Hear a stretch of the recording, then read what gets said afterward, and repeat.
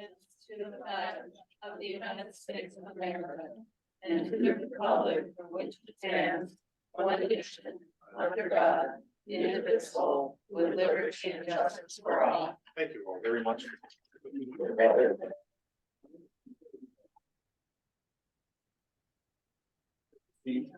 Citizen turnout.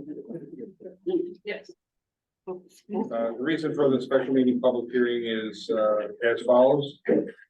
The principal of Windfall Landing, who has an existing SUP that was amended and approved in 2017, has requested with the existing special use permit that was granted, which is allowed by the text of the SUP. It also said that for these type of adjustments, they shall not be unreasonably denied by the planning commission. So they must be approved by the planning commission. The first one we're going to talk about, and after I read this, we'll open up for public comment. Can you speak out? Yes, we can. I will try. After I finish the reason for public hearing, we will open up for public comment at that time. And then we'll go into the hearing. So the first thing is that when the 2017 SUP was generated, not by me or this body here, it was based on, as far as the parcel numbers go, on the information that was on the 2014 original, which goes back to Mr. DeVoe, the previous owner of the property. And I wouldn't be surprised, I have no knowledge of this, it may have gone back into the 90s when this first came up with a special use in its current form. So the planners have identified a number of clerical mistakes with the parcel numbers and whatnot. It's all well within the drawn boundaries of the SUP. So it is proposed that the Manistee zoning administrators and the planners work to make sure that all the parcels are listed. Would that be correct, please? Yes. Okay. So we're gonna get into that. A request for an adjustment in the hotel footprint. Because the hotel is found after some investigation to rest on a totally inadequate foundation. So while he's at it, a request to put in a basement, which would be allowed under the existing SUP. This is not an amendment of any type. For new underpinning in a basement. Modification of the dollhouse footprint and structures shown on the revised site plan. There's been a possibility that may want to modify the dollhouses, keep them in the same location. Because it's not required to move into the ball field. That was permitted by the SUP.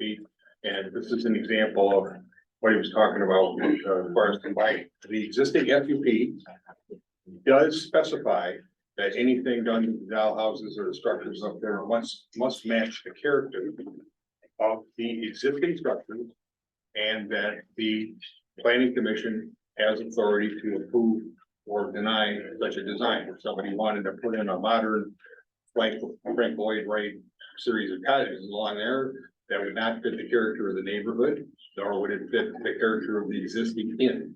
And I'm only one commissioner, but I seriously doubt that the commission would smile upon such a proposal. I also seriously doubt Mr. Design has any intent of making such a proposal. I'm just saying that's how it's approached. And lastly, the addition of a pool, spa, and fun deck, which is depicted on the submitted site plan. So with that, we're going to open the public hearing at this time to the public. So public comments.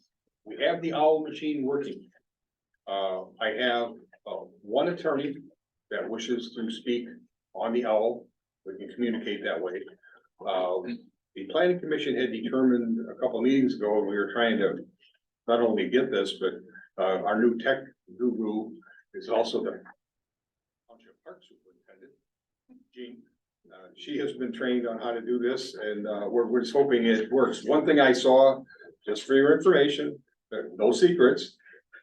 If it kicks out, it's because I noticed at the township board meeting last week, it tended to buffer, and if you've got cable, or satellite, you know what that means, and we don't have any control over it, it isn't us.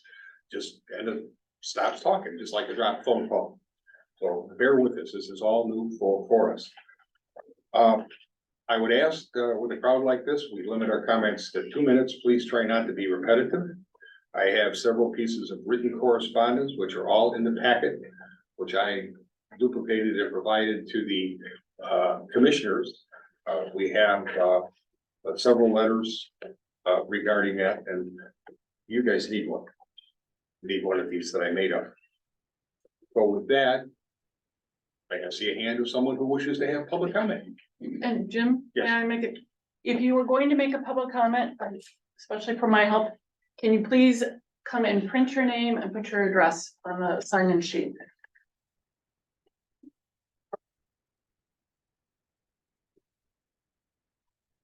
No public comment? Okay, My name is Maureen Culp. I own Avalon Cottage at 2184 9th Street. I believe my attorney submitted a letter, although we did not get confirmation as to whether or not that was received, so I just want to make sure it was. Okay. Okay. I would object to the proposed amendment of the SUP as it includes the modification to the dollhouse footprint. The dollhouses, there are currently 6 non-conforming structures in place.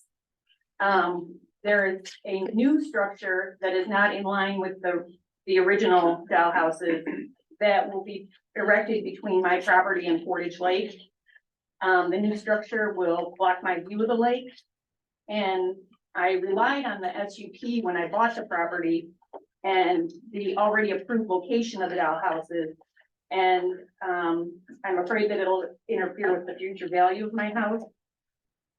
In that 2017 finding of fact by this commission, you said the design of the current dollhouses reflected the character of Portage Point. You said that modifications will remain in the historic footprint. And you said that any new construction would be of similar dimension currently located on the property. The other portion that I disagree with is that the new 5th cottage does not set back in regulation 4204 of the zoning ordinance.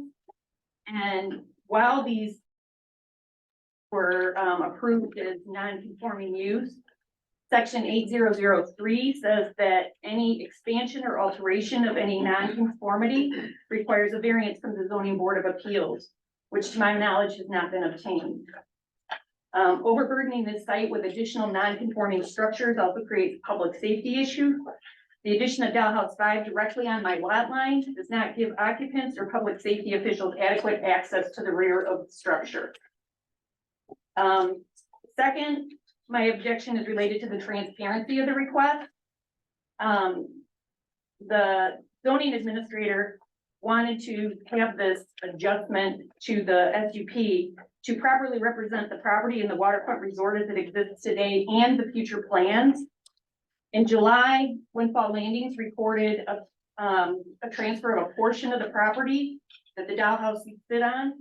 To my knowledge, the zoning department did not get a request for a land split for this division. Also in July, a master deed for the dollhouse condominium was recorded. And the new master deed reflects the footprint that they are now requesting for approval. I believe Article 89 of the zoning ordinance requires approval of this commission prior to the recording, not after. For all these reasons, I respectfully submit that you deny the amendments as submitted. Okay. Wish to respond? Wish to respond? Right. If there's something that you wanted us to say, I mean, No, do you do land split? we do, yes, we do it with land divisions. That required in a land unit development? It depends on exactly what is occurring. I mean, if a land division occurred and it didn't go through the proper channels, then, you know, But I don't know that recording a master, I would need more information. I don't know that recording a master deed necessarily requires a land split. But, I can say that no land division. would be good. I only want to make, two observations, ma'am. A well-reasoned, well-presented piece. And I did receive the note from your lawyer here. Without, anything further, I would suggest that you refer to Article 88, Plan Unit Development, which the waterfront resort complex is a special use of the type Plan Unit Development, which means that the setbacks that you quoted do not apply. Okay, number one. Number two, look at Article 100 E, waterfront protection. Rear view sheds are not protected. Period. That's out of 1007. So just a point for making. Next. Ms. Hool did not come tonight, is that correct?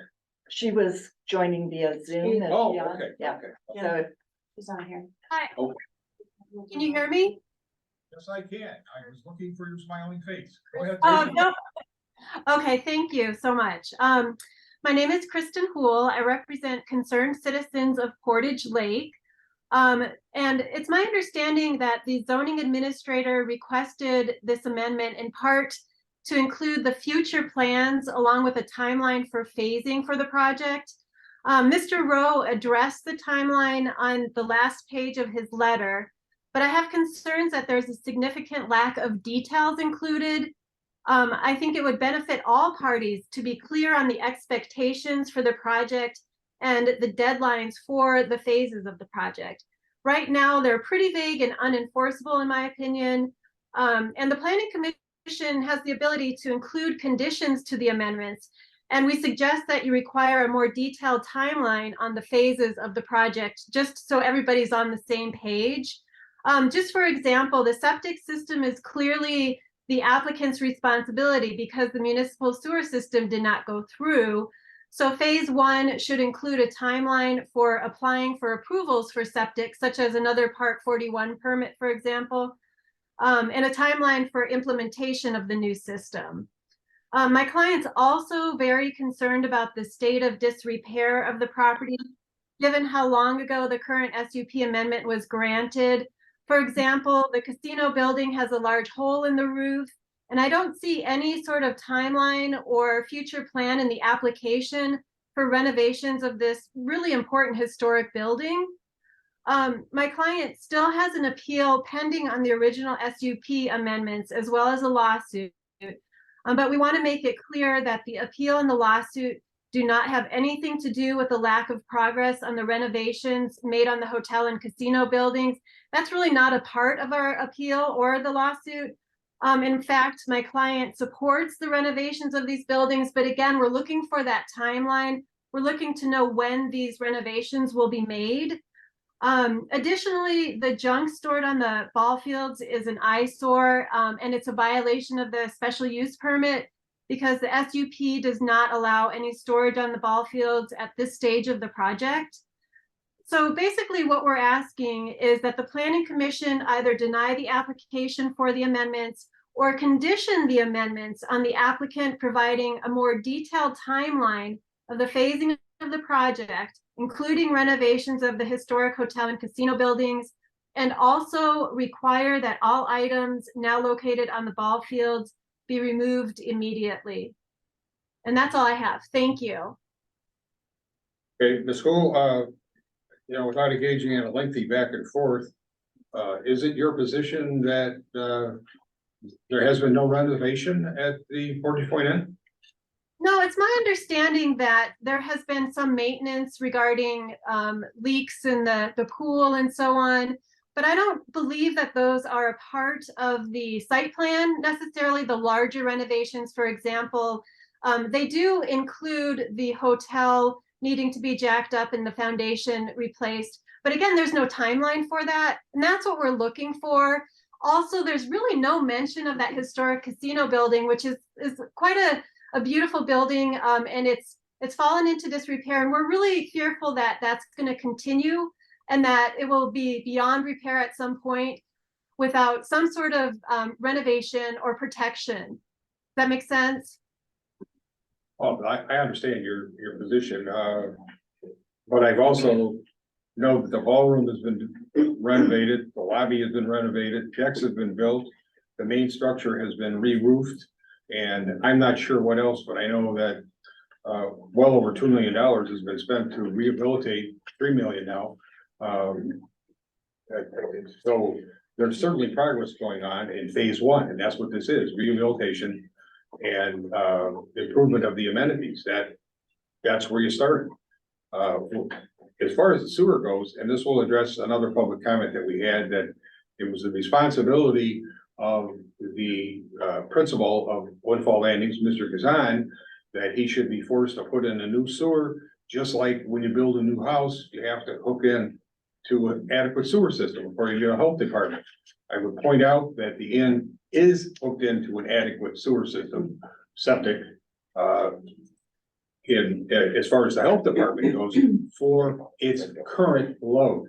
That's why you can't do anything else. That's why you can't have a commercial kitchen. You can't do this, you can't do that, because he's limited by that. A lot of talk, and I'm going to expand on what you're saying, Ms. Old, if you don't mind. It's on the same topic. Also, I would mention that the sewer, a lot of talk, well, the sewer's dead, so we got to take all that out. The sewer is not dead. That sewer of Twin Lake is undoubtedly dead. There are options. Let me cover the ground also regarding, I think it's Mr. Kelleher, who may be online, who's an attorney for the North Point area people.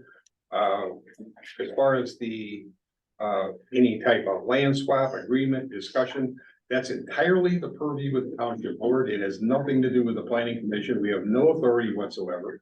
But beyond that, the township board has never had this on the agenda and has not discussed this formally whatsoever. It would come under the heading of almost anecdotal, in the same fashion was when people were joking, yeah, we're gonna have a new sewer plant, we're gonna put it on the fairgrounds because the pipe to the lake would be so short. You guys may have heard that around. That was just bandied about, not as a suggestion, and certainly it was never proposed. But it came up. Lots of stuff has come up.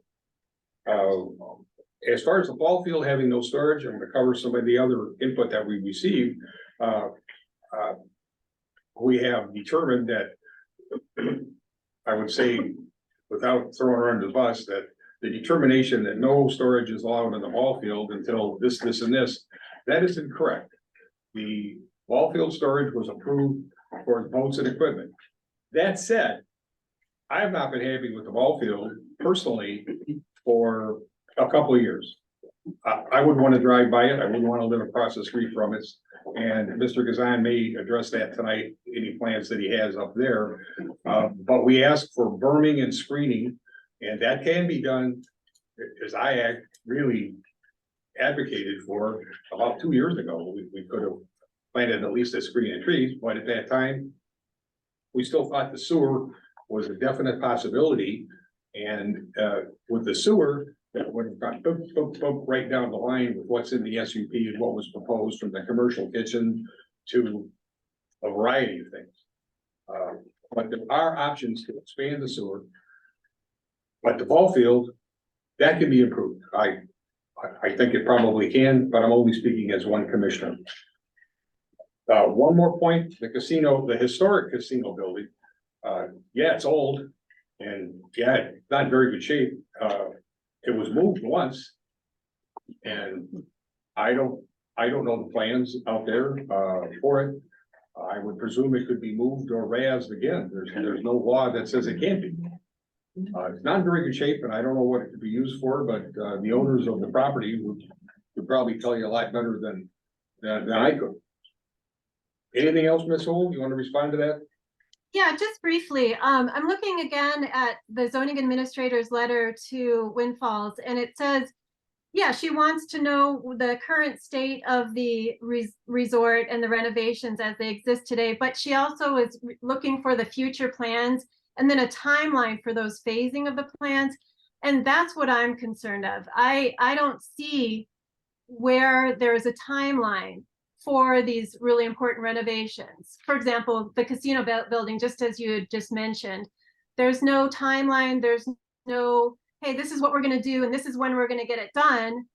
And that's what I'm looking for. And I think that's what the zoning administrator was looking for. And I think that's what the planning commission can request as a condition, so that so we all are clear as to the expectations of this project. Otherwise, it's sort of willy-nilly and it's just could go on forever because there's no deadline for the phasing.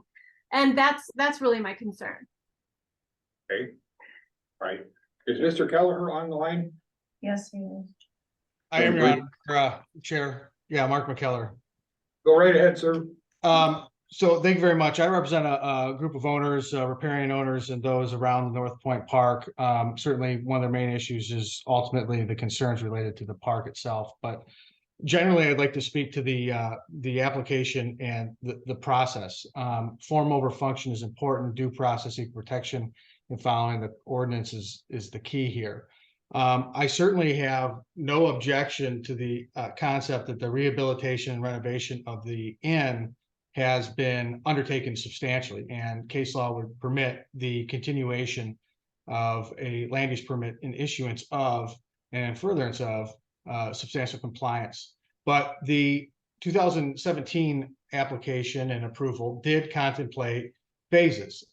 Granted, the language in the requested phasing from the applicant, which I don't believe was provided, however, was not strict in at least the obligation to provide it or the context in which to provide the phasing.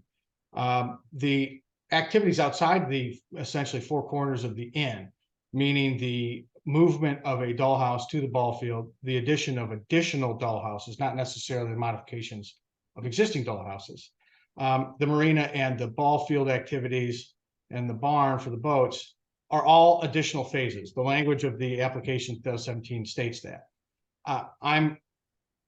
I do not agree that it's an existing application as to those phases. I agree that it's an existing application as to the first phase under the ordinance, and those, by function terminate after 86 or section 86, and those in the procedural function to terminate after 2 years. They are severable and bifurcated. And they also didn't provide the necessary requirements of sewer utility, whether it was private or public, to prove that they could do it. Granted, there was activities and changes with COVID that resulted in the process, which they probably weren't able to provide compliance with the phasing in a certain time period. And here we are 6 years later. So to be clear, I don't object to amendments, and this adjustment concept is frankly not provided in the ordinance. So it's either an amendment or it isn't. The amendment process for the first phase related to the inn, I don't have any objection. My clients don't have any objection to. The remaining phases have not been complied with, and frankly are not properly before this planning commission to even amend or approve under the terms of your own ordinance. However, even if they were, the application is woefully short on details. I agree that they're third-party approvals, that the utilities, whether the private or public, need to have approvals from the ultimate agencies only at the time of issuance of the land use permit. However, preliminary approvals to show that you have adequacy is necessary in the site plan. What you're suggesting is that you can approve future uses. And by the way, there is nothing in your finding of fact or your final use permit regarding section 88 and the PUD. PUDs are an entirely different project. This is not a PUD unless unless there's something else in your findings of fact. And it should have been incorporated in there. So section 88, I'm not sure it necessarily applies, but nonetheless, the process in which an applicant must seek an amendment has been exhausted or it's expired as to the remaining phases of the project. But they're not without remedy. If Mr. Gazan wants to, submit an application for a special use permit for those, he should, and he's entitled to. And so my issue is more form over function. I don't, and my clients don't disagree with the idea of having the development approved as it goes forward, but there is a process in place. There is an ordinance in place that provides for a process which he must follow. And at the end of the day, you have to show that the use you intend can be serviced by utilities, whether private or public. He needs to provide either his private utility system contents, that he has at least a plan in place and a location for it, or the capability to connect. We know that there's no municipal system, so he needs to provide, at least for the additional phases, the marina and the ballpark and the dollhouses, that he has the ability to service his facility with his own property. That's a necessary requirement. Whether or not he ultimately gets final approval, that's for the third party to ultimately issue a permit for. So, our biggest concern is that the municipality should not be, providing approvals for special use permits, arguably providing vested rights for uses in perpetuity to be amended as economic or any other implication of the development is undertaken. That's not how these work. They should have had a phasing project with specific dates and phases. It says in the document that in the original 17 that it should have been approved with phases. The phases, if they weren't done on time, would have been considered unnecessarily completed, that they would have had to then apply for a special use permit. That was the intention. So I think if you're going to go forward tonight, with regard to the inn, by all means, it's been undertaken. They should be able to complete it. No objection there. It can be amended. But for the doll houses that are going to be moved or built, the marina and the boathouses, those are additional uses in the future in a different phase. If that's going to be the case, then have an actual phase plan. I'm not trying to articulate, what I do for a living for any other reason to impart on you that 90% of my work is land use development. I've done hundreds of land use approvals and PUDs all over northern, mid-Michigan, and southern Michigan. Every one of them that's been phased has a detailed phasing plan that says, okay, in 36 months, we're going to complete this. In another 2 months, 2 years, we're going to complete this. Another 3 years, we're going to complete this. It has a plan in place. As proposed, Mr. Rowe has offered they'll make application, and then upon application and upon approval of all third-party agencies, then we have 6 years to build. Well, a municipal sewer could be built in 7 years, and then 6 years after that, they have timeline to build. That's not how land use permits work. They're not meant to be built and offered in perpetuity until and if we have some obligation that's triggered, like water and sewer, that finally comes in to allow us to do it. Mr. Gazan's, frankly, restricted to whatever can be developed on his property. So if you're going to go forward with these, although I don't believe that they're currently, quote, existing, which is the requirement under the ordinance, that they be existing PUDs, notwithstanding the first phase, which is the end. I think the other ones have been expired. If you're going to do it, we beg this planning commission to require within a certain time period that a phasing plan with a reasonable time for phasing is submitted to the township, even administratively through the planning commission or through the zoning administrator for approval. And that phasing project should be no more than 5 to 6 years. There has to be some accountability on when this can happen. It can't be based on economics in the future or whether or not we can get sewer or not. That's the risk of a developer. With all due respect, that's how this operates. So with that said, our key here is that Bob is not without remedy. Bob is not without options. Bob's just got to go through the reasonable hoops necessary and provide some predictability for this community who's been dealing with this for longer than I've been alive, what the process is going to be with completion on this. 5 to 6 years isn't an unreasonable time.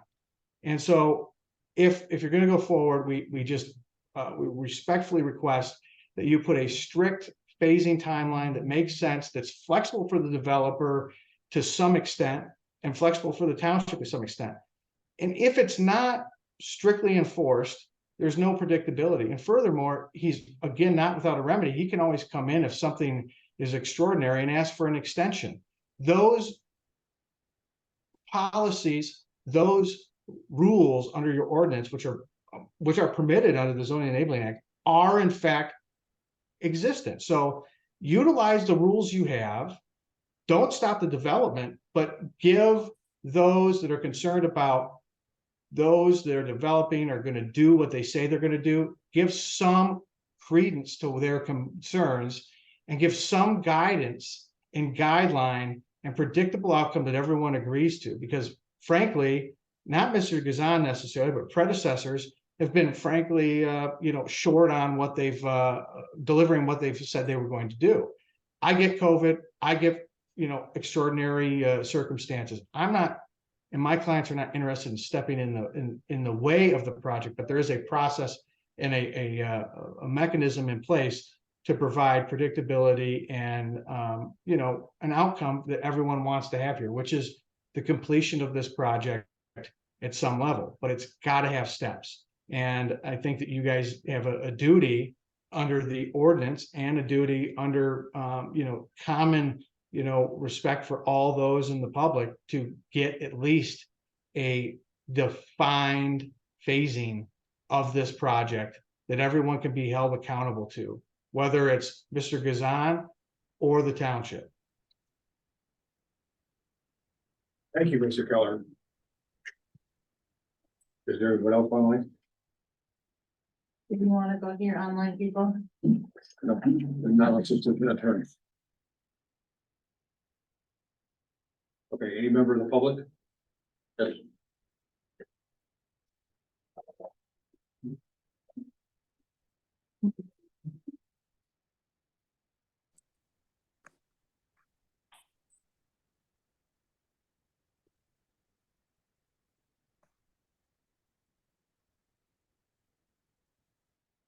My name is Karen Eckert and I own property on Bayview. Let me interrupt you. Ms. Eckert, you have your letter and everybody has a copy.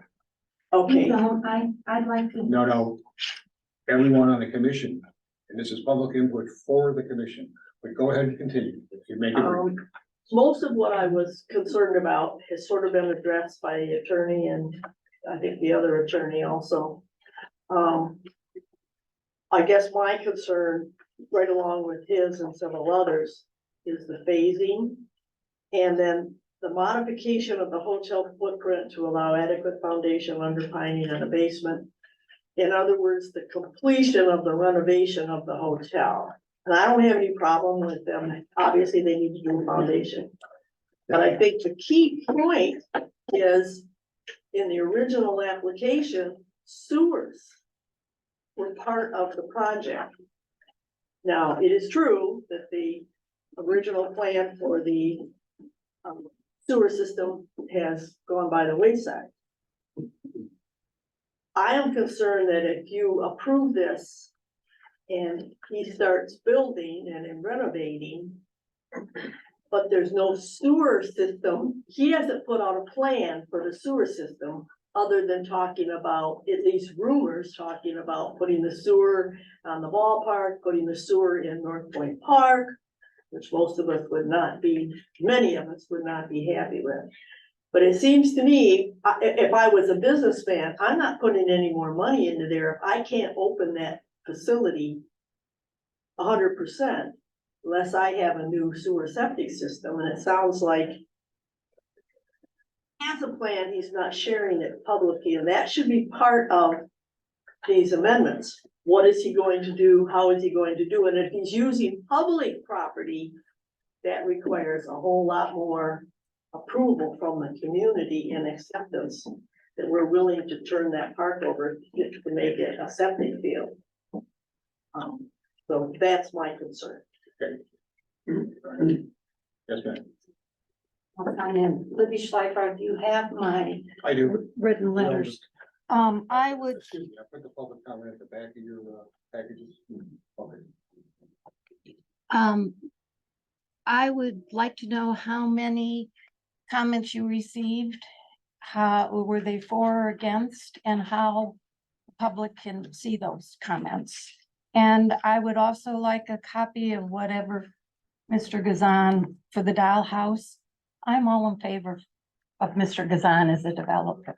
I think as a planning commission and as a township board, you have a responsibility to the entire township and their residents. And I want to Did make you sure. think for a moment that the planning I, commission doesn't please, go there? excuse me, I'm speaking, Okay, all right?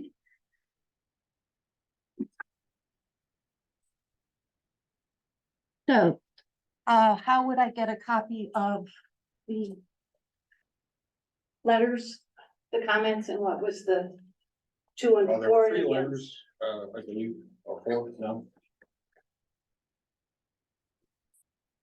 There's 2 here, There were 2, we had 4 handwritten, 3, we had, and then there was an extra 4.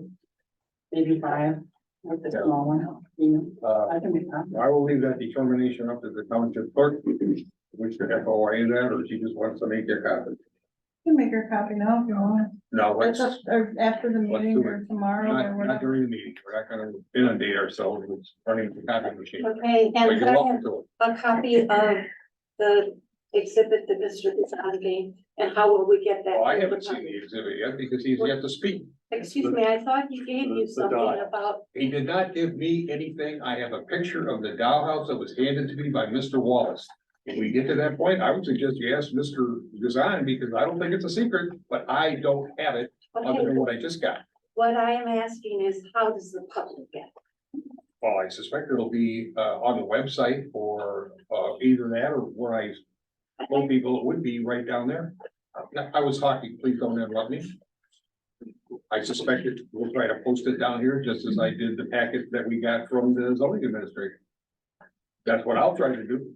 So it will be posted down here. I will do the best I can. Thank you.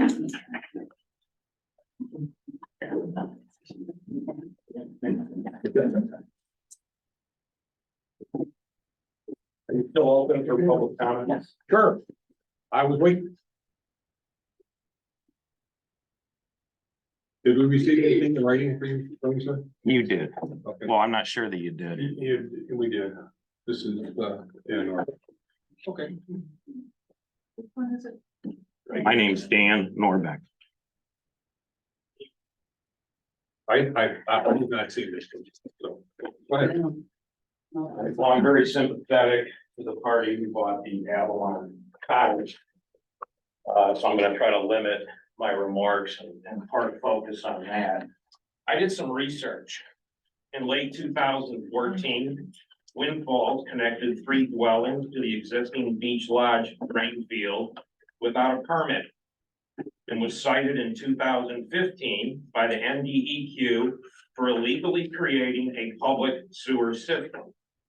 In 2014, Wind Falls was issued a permit from the NDEQ for the construction of 2 new public wells with the proviso that Wind Falls, and I quote, would place a covenant on the deed prohibiting further development of anything, and the word they used was anything, new within the 200 feet isolation area of these wells.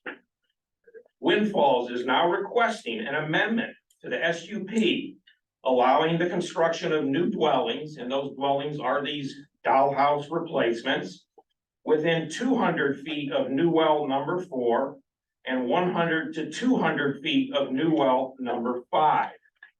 In light of the apparently unresolved 2015 violation and encroachment on the mandated well isolation radius, the request to permit this new construction should be denied. Now, I understand that the Planning Commission did not issue permits for wastewater treatment. However, at a minimum, as suggested by the other attorneys, there needs to be a timeline so that if the permits cannot be obtained or proof that a permit is not required cannot be presented, any permission granted should lapse and expire. I'm going to turn the attention to one final point related to the 1902 plat of Portage Point. That plat shows that 7th Street and 9th Street both intersected Portage Avenue, a public street of variable width, lying between a westerly line in the upland and the historic eastern shoreline. Although the westerly line of Portage Avenue appears on some site plans produced by Nordland and Associates, it is unlabeled, perhaps because the segments of Portage Avenue most relevant to the Portage Point Inn were vacated by court order in 1979. And that fact is recorded in Library 382, page 628 through 632. Unfortunately, the omission of these labels is highly consequential.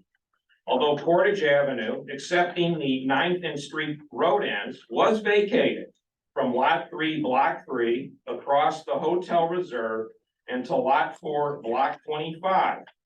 The court expressly ordered, and here I quote, that no new permanent structures shall be constructed or located in any portion of Portage Avenue which has been vacated.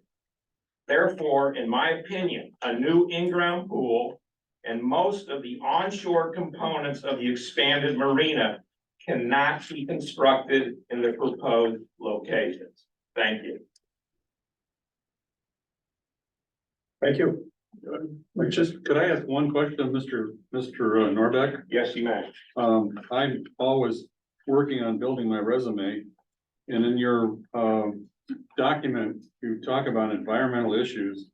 2001, 2002, under the, leadership of citizens Dave Wallace and Andy Cook. When did I do that?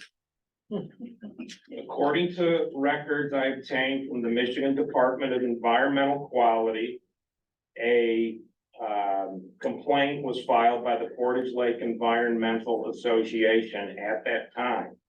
Through other state records of LARA, it was indicated that you were the secretary of the Portage Lake Environmental Association at that time, and Andy Cook was the president. Well, I wasn't the secretary. The closest I came to the Portage Plan at that time frame was a rather abortive attempt at testimony down at the Far Center. I had quoted a lot of Public Act 325 and 304. But that was not as powerful as quoting the Bible, and what a good person the developer was. So my testimony went mostly unheard. But I was never secretary of the PLA, EA, whatever it's called. All right, this time I'll close public comment. Thank you. Jim, excuse me. Yes. I'm sorry, I did want to make Oh, okay. brief comments. I'm sorry, I didn't realize we were. My name's Nancy I would Swanson. rather withdraw public comment. I'm sorry, Nancy, Nancy Swanson. and did you submit any written? I did on behalf of the CCPL board. So I'm not going to go over those comments in detail, and I don't want to block everybody's view by standing up. 3 points. One is we are continuing to be supportive of all the plans to renovate the historic inn, the initial SUP, and the proposed amendments. We have no issues with those. Our issues of CCPL have been and continue to be with creating of a working marina at the Portage Point Inn property, specifically the gas dock and a boat haul out at Portage Point Inn, and the building of a 50-foot tall boat barn, which will have light industrial uses in a residential area. These are not really addressed by this amendment, but I do just want to make the point that they still are the subject of our lawsuit and do need to be addressed either via negotiation or litigation. We would hope to be able to get to a negotiated settlement. I just want to add one comment on phasing. There's been a lot of the lawyers talking and other people objecting. And it comes from long background working on big, complicated capital projects during my business career that had significant water, power, transportation, and community involvement. And that is that, and these were projects for Procter & Gamble, so building paper machines for Charmin and Bounty, building converting equipment for Pampers diapers, et cetera. So these were $100 million projects, lots of complicated moving pieces. And all I would want to say to all of us is my strong experience is that good, clear schedules make for much better projects. It always works better. Outcomes are better. Costs are lower and, rancor is, minimized. The teams I've worked with always thought that they would prefer open-ended, non-specific schedules, that somehow would give them more freedom and things would move more easily. And long experiences that that's always the opposite. The teams with the tightest schedules, clearest guidelines, dates and gates ended up moving more quickly at lower costs with better quality outcomes.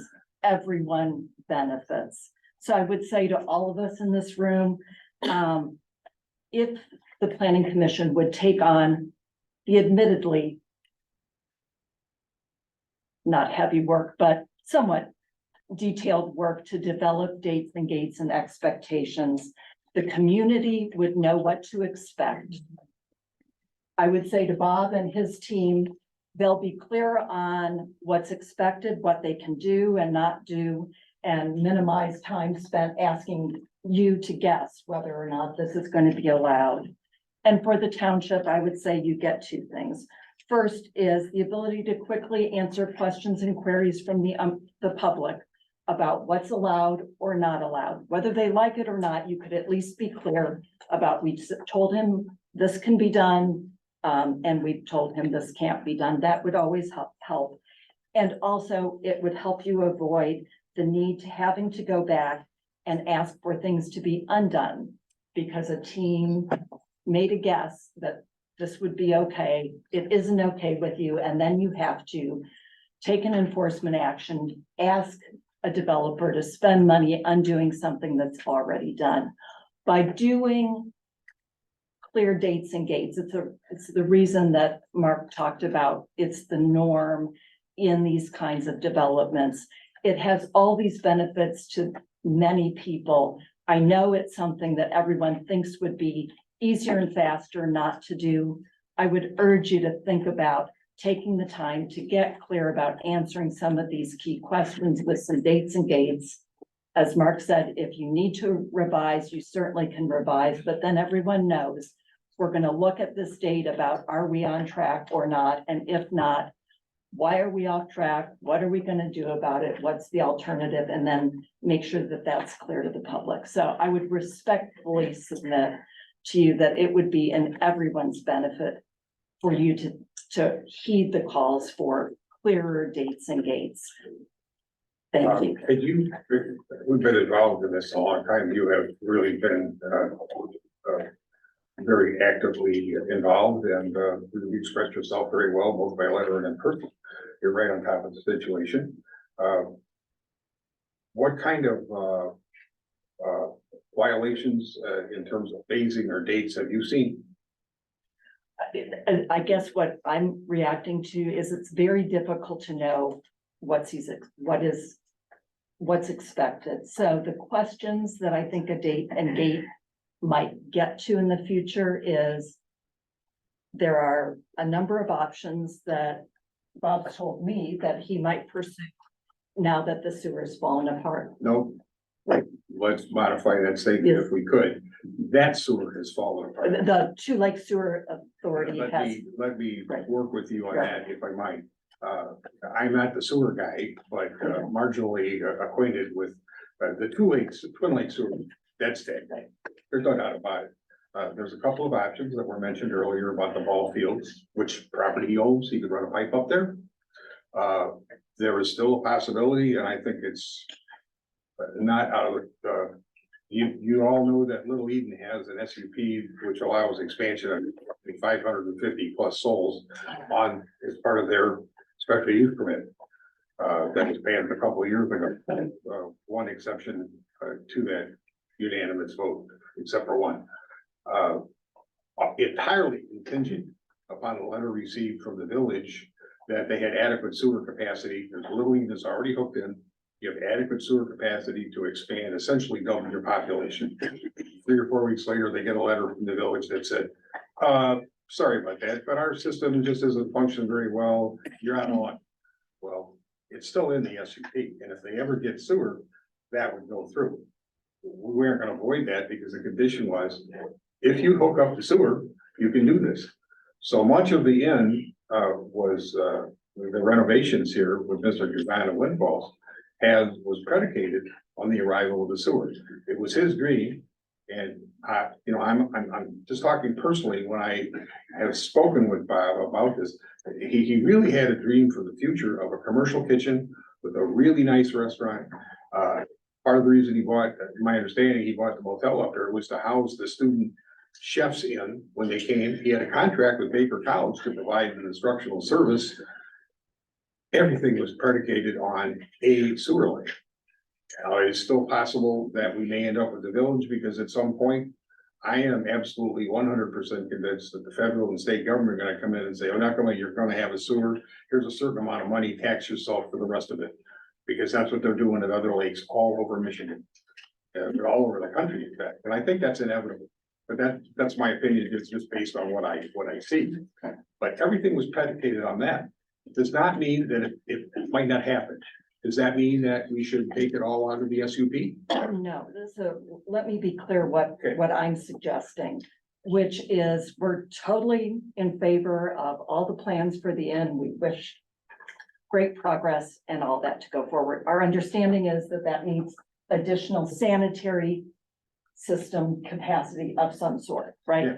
So what I think would be helpful to the community is to agree with Mr. Gazan is, and how long till you could tell us which of the 3 potential options that you've laid out might be a way to address this? How long are we going to give him to say, let's settle on one? Okay. Look at In the the meantime, cost and what will feasibility. change? What has changed out there? What I'm saying is, this is unrelated to our lawsuit.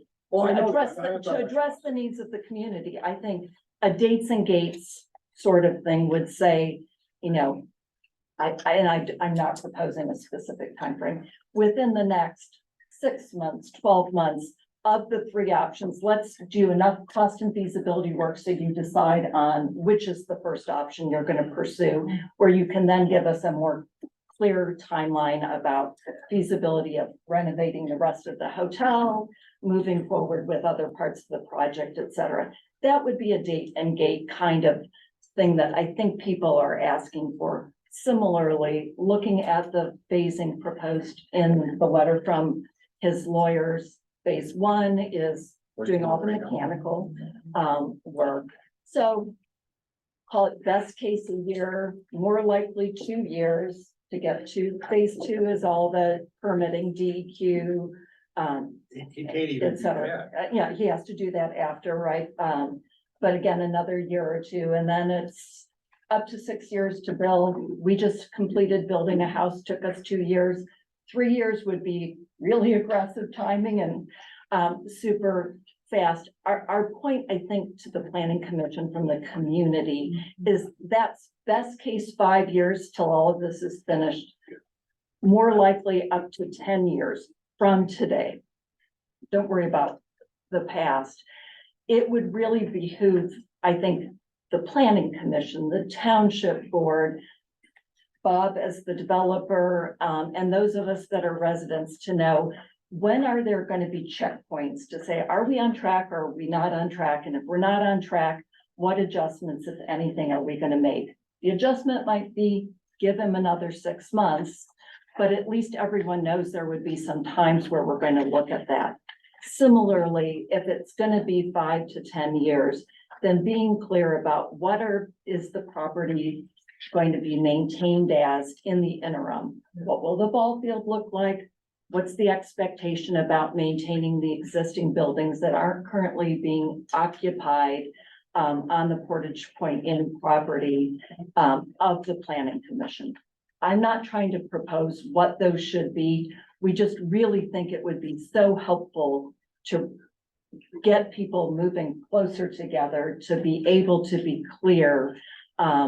Even if we don't always like all the decisions, people would really benefit from knowing this is what you have a right to expect. I think that's the big push from all of us to you all to take the time to define that. working with Bob and to put it in writing so people know what to expect. I'm so confused, but I often am. So we'll leave it at that.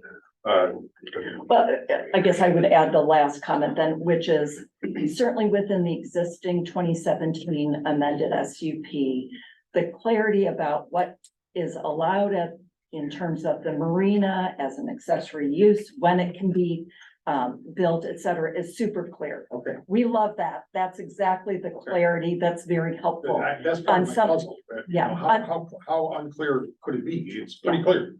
Those are clear. So I think the two areas that aren't clear is timing on some sort of sanitary option. Is it open-ended or are there dates and gates? And what are the expectations between now and when the project is completed, which is what the SUP deals with for maintenance of the ball field and maintenance of the non-occupied buildings at the existing Portage Point property. And I think that would go a long ways towards helping the community. Okay, thank you, sir. My name is Patrick Irvin, 8626 on Bayview. I'll sign in here in a minute. I'm sorry, I didn't quite. My name is Patrick Irvin. Patrick, yes, sir.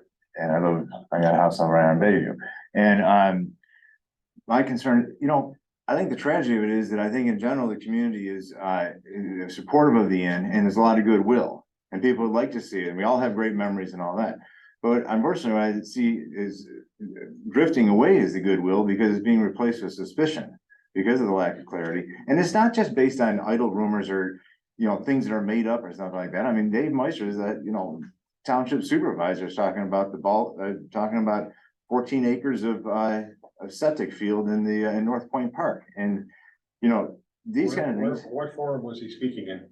It wasn't a public forum. It was in private conversations and multiple times. So, it's somebody who's certainly in the know. This isn't me and a neighbor making this up and saying, we're gonna do this. And what concerns me overall about the project and being the planning board, I think taking a comprehensive view of the project, which of course, everything that Nancy said is true, but is one thing you left out is that, I've been in banking for 30 years and, I asked Bob if there was gonna be a commercial lender involved, because I wish there was. Because if there was a commercial lender that was helping finance this, then I would know that all the diligence is being done. And one of the things there's two items here. I don't see how it's economically feasible to do either one of the solutions for the sewer, a private solution, and bringing it all down. We've done some research about what the cost would be, let alone taking it just to the ball field, or even a mile, 1.2 miles to where the park is. The economic feasibility of building a structure like that and building condos and making this all work and doing these improvements, considering the likelihood of sale price and likelihood of usage, even if there was a kitchen to that degree, I don't see the business case. So I think as a planning commission, you should be asking yourselves, if there is a business case and you want to take the risk, that's great, but you should have proof of funds along with a specific phase plan that the community can see. You can keep the proof of funds private and off away from the public, but without a letter of credit from a bank, which is be a fairly normal way something like this would get done and approved, and understanding that there are funds to complete and not just get halfway through a project and there it hangs or it goes bankrupt, that's a real weakness. So I think there's three points I'll just summarize with. One is that you gotta have clarity so the whole community can get behind it. And it might be a heated debate and this dollhouse should be here or there, all those things are going, but ending it with a clear plan, clear timeline. You should know that the funding is there and they can be supported, and that that step one has a plan that we're all aware of. And it's not a rumor mill about how this sewage is gonna be handled. Finally, I think that you're gonna meet some real opposition. And the reason that the neighbors have bound together, I know out on the point, is because they love the park and we've invested in the park and there's all sorts of things about that.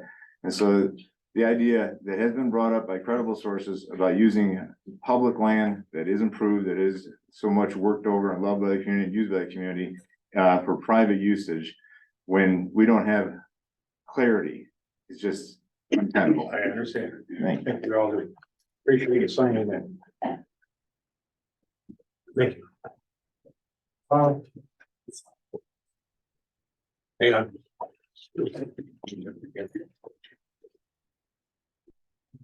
Mr. Design. Should I set up a site plan here? In the public comment? We're into I'm opening the public hearing, and I would like you to make your presentation. Okay.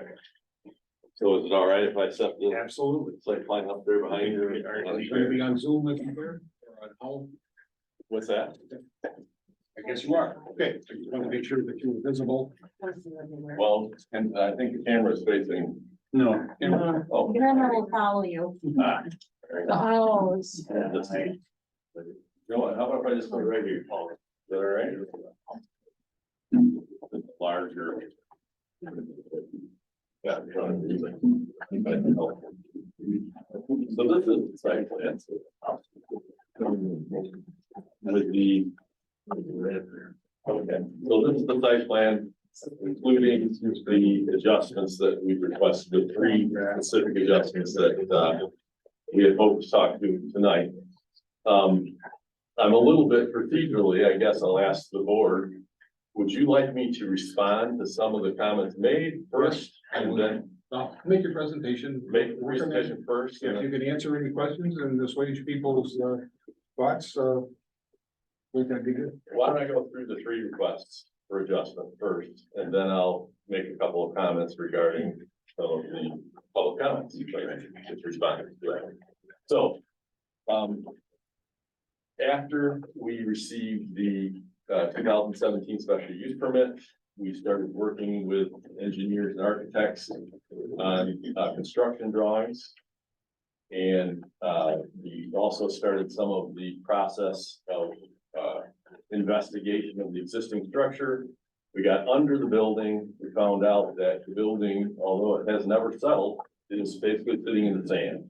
It has 9-inch wide footings, which anybody that knows construction would probably recognize it's substandard. So as a result, we called the house mover about lifting the entire building up. Obviously, it's gonna need a new foundation. We can put a full basement in there, change the footprint slightly, and that's reflected on the drawing. So we're just asking to adjust that footprint.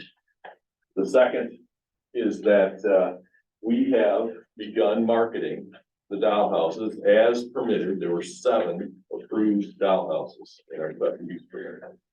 And as Jeff Sternberger began to do the marketing and sales, we found that multiple people had asked if they could take the footprints that were approved, which were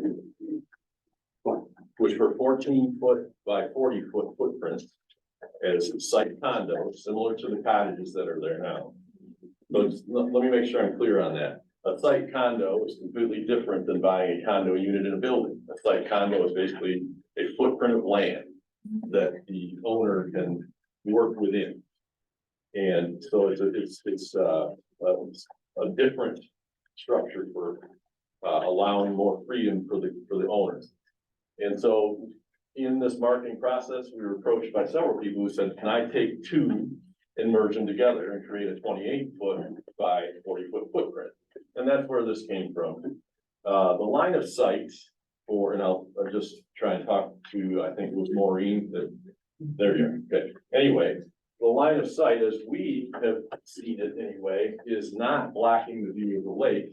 It's actually the line of sight that the Avalon Cottage has is looking at the back side of the Pavilion building, which is a 5-story building. These cottages, per some of the comments from the planning commission, I provided the design that we had in mind for these merged dollhouses, 2 dollhouses becoming 1. Still working within the 1.5-story limit, low profile. They would not change the style. I think I provided some drawings. I've got additional copies. If you'd like me to hand them out, I can. Just so that you Just can give see me that. one too. What's that? Just make sure I get one too. Yeah, I've got a whole stack of them.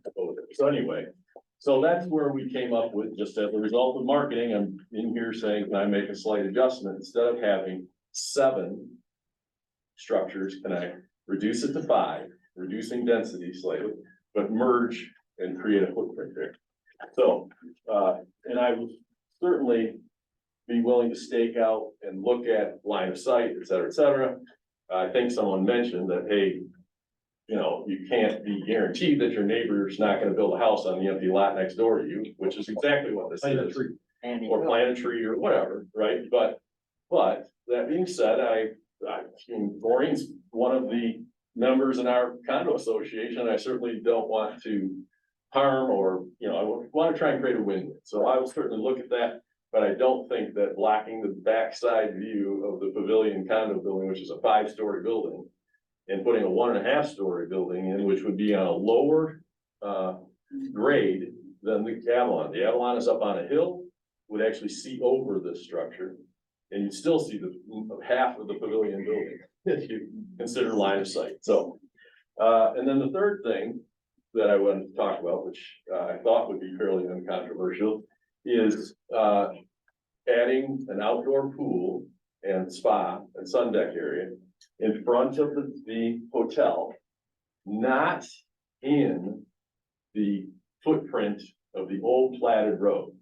So someone brought up the issue of Portage Avenue, which was vacated in July of 1979. And at the time, back in 2017, this issue came up. And we actually moved the boathouse to the south slightly. So it was no longer in the 9th or the 7th Street road right away. And we, this structure, if you notice, it is not moved all the way to the south side of the hotel. It is centered in the center of the hotel, the swimming pool and the sun deck, to make sure that we don't go into Portage Avenue, which used to run parallel to the shoreline. The marine structures obviously are not in the road right away, they're in the water. So they are lakeward of the historical platted but vacated road right away. So there's no permanent structure built in Portage Avenue. As I read this order from the court that was back here, that I read it to you, it clearly says that nothing will be permitted in the abandoned roadway. It doesn't say, the issue that we had earlier regarding when this popped up, like, oh, where'd this come from? Again, third time, I think at least. Yeah, we dealt with it in 2017, yeah. And the issue was setback from the road, not building in the road at that time. But if the road is abandoned, we don't have to worry about the setback, but the court order says you can't build it in the road. Right, and so, again, just to hopefully address or assuage that issue. So those are the three things that we had hoped would be a fairly simple adjustment to the site plan. So I would like to just hopefully address a couple of the issues that came up in the public comment. Is that appropriate, or should I talk about this? Yeah, the chair asks that everybody be polite and respectful, and I hope we can move on to getting specific questions that you may have, instead of me trying to answer or whatever, that we just address Mr. Gazan respectfully and with questions that are pertinent to the issues at hand. Those. Would you mind clarifying the clerical mistakes in the original Yeah, 2017 special use permit? yes, it's just the parcel ID numbers, which are those long numbers you get in your tax bill. Those parcel ID numbers were carried forward from the historical special use permit that had been issued. There were clerical errors. Actually, Katie found them, pointed them out to us. We went through and did all the research and sent the corrected list. Just the numbers were wrong. For the parcel ID number. For the condominium plan or for the parcel lots, or Just- what's the numbers wrong? Well, if you I guess go to I'm really trying to, yeah, it'd be pretty, if you look at GIS mapping, you ever look at that online? There's many parcel numbers, both in this location and in the ball fields, which are all part of the special use permit, right? And those numbers, there's what, let's just say 10 digit numbers, I guess, is that about right? Anyway, some of them were wrong, so we had to go through and make sure that all the parcels that are identified in this footprint had the right numbers on it. all right, so will you identify the historic in footprint? with reference to the clerical mistake, so we can see where the dock lines are and the in lines to clarify some of this casino, the business with the casino and the road ends and stuff like that. So the historic inn, the pillars for the historic inn, the front on Portage Lake, the concrete.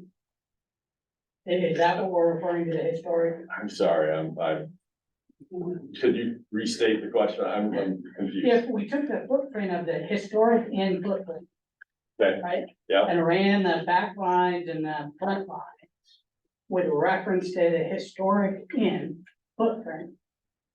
Where is the clerical mistake for the sidelines, the back lines, the special use permit? No, Arena. the property descriptions were not incorrect. The boundary, the survey boundary lines that we presented originally are unchanged. There no difference, there were no clerical errors in that regard. It was just simply the parcel ID numbers that are within the survey. Does that help? Bob, I might be able to help. I've got a packet here that you can have that kind of gives a description of where all of those property ID numbers are. Like a lot of them are the ball field, some of them are the Dow House in the parking lot, the land around Beach Lodge, land around the hotel. So this may help them understand which pieces were left off. Yeah, well, I think it's on the website, isn't it? Didn't you? Just the numbers, not the description of what those numbers are. So they're all, what we did is we relisted every single parcel ID number that we pay taxes on. And it's still, the survey is unchanged. The footprint of what we own and what we're dealing with and what we're asking for approvals on is unchanged. It was just a clerical error. You know, You go ahead. could you just, for my benefit, just with your finger, show like what your understanding is of the westerly edge of Portage Avenue? Where do you think that is? Well, As on the 1902 plat? yeah, Where do you think that would fall on this drawing? I would have to do a overlay. I would just be guessing, to be honest with you. Well, But since I'm not a surveyor, but I did the overlay, I wasn't guessing. yeah, I don't actually think it's correct, that the Nordland Associates site plans show that a dotted line, which I believe is the westerly edge of Portage Avenue, it actually goes underneath the historic hotel. that is a meander line for their survey reference. It's not the platted road, but just so you know, it is true that the hotel was built 1903 over 7th Street, part of 7th Street. Well, I understand that, Yeah. and in fact, if for some reason the road commission were persuaded to improve 7th Street, the end of that would have to be demolished. Well, I think, and again, you can check the record, but if you look at a settlement that was negotiated with the road commission, there was all kinds of difficulties for the county road itself with regard to the road right of way that is currently developed. And they settled on and agreed to this compromise, and that's shown as amendment number 4. Again, this is all before my time, but it's amendment number 4 in the plat that Nordland prepared when they resolved the road right away. Because basically the county was saying, hey, we've got, roads that we're putting not exactly in the right spot, et cetera, and they reached a compromise to say, you take this, we'll take that. So, because I things think got it built. would, again, I'm not a surveyor, but I think it would be very prudent for everyone to verify the exact location I of think the Portage Avenue. And, I'm not saying it couldn't be, the vacation order couldn't be modified by a court. It probably should be. So I have no problem looking into that. And since I think you brought up the wells and the setbacks and something else. Yeah. Anyway, just the information that you have is a little incorrect in that the 200-foot setback, which is standard policy for the state of Michigan, was waived in this case. That's correct. Okay, so you already know. So there's a bunch of information, both that lawyers should talk about, because and I'll just defer to Well, my attorney. you have some of the a responses. copy of all those letters from the MDQ, correct? The ones that I found online, and so I would suggest that the planning commission take a close look at it. Well, we did that. We can revisit it again, just like we're doing with the vacated road, but we did go through this and they waived that once that 200-foot setback. That's for correct. wells and so forth. So anyway, Let's move on. well, so I lost my train of thought. What were we talking about? Oh, just the parcel ID numbers, I guess. Did that help the list that we? Can you ask on the packet, can you tell me the difference between exhibit A and exhibit, which is the windfall landing packet that was on the website? Are we talking parcel ID numbers again? Yes, just the Okay. parcel ID. number. So, Exhibit A. yeah, What are those? I did a comparison. 8 are not listed on the 2017 SUP. So you're adding those 8. but, right, but it doesn't, so there was, the clerical error was just in the numbers. It had nothing to do, we didn't change the boundaries of the property at all. The survey is unchanged from its original footprint. It's Okay. only that the numbers, the actual 10-digit numbers that were listed were carried forward accidentally when the SUP was being prepared from the historical SUP, which had been wrong probably for who knows how long. Okay, so exhibit A is all the numbers, That are property correct. numbers that are correct, Yes, that are going into the amendment. no, they're just correcting a clerical error for the previous That will already. go in to the beginning of the 2017 SUP. There you go. Okay, so what is exhibit B? That's just also part of the special use permit, but those are all the condominium units individualized within the footprint of the special use permit. So, So if you own a condominium in the pavilion, it's one of those parcel IDs. so is that also there? Because 41, I did a comparison, 41 of the property identification numbers on exhibit B are not in the 2017 SUP. Are all of these in exhibit B going into, is that clerical error going to correct Yes. all of these in the SUV? So all the ones in exhibit A and exhibit B will be listed in the SUP. Correct. That's what I wanted to know. Okay. And Yes. how did we determine that they were? I mean, that's a big jump. That's a major 41 to, Oh, one thing, if I may, Again, I think. it's okay, never mind. I just wanted to get a with question. GIS, everything has gotten so much more precise. Well, that's probably what you use with. the And GIS. that's where the No, I planners didn't. cut this. I used the information that was in the packet. I just wanted to, I didn't understand exhibit A and exhibit B. Okay. Now I do. That's Okay. all I wanted to Good. know. But the planners were helped to catch this by the anomalies that when they started using GIS, I know my property lines have moved 15 feet with GIS over My conventional question's survey. been answered. Thank you. I'm doing this for the audience, and, but the planners have looked at this and sometimes it's a major pain because you think you know things and you don't. And you brought that, it's good to get it in. Okay, Anybody so, else? Bob, anything else? I'm trying to think of some of the things that were brought up in the public comment period that might. Can I just clarify on the dollhouse? This is the example that was passed around earlier. This is a 1-story. 1.5. There's no second floor in this. It's 1 story. Well, That's sort of a raised range, do you have the other second? There you go. just like a raised range where you. That drawing was simply a conceptual idea of appearance, and then we prepared these. And again, I have literally dozens of copies of all that. So we're going from 7 1-bedroom units to 3 No. 3-bedroom units. No, 7 2-bedroom units. Okay, Yeah, 7 2-bedroom units to, okay.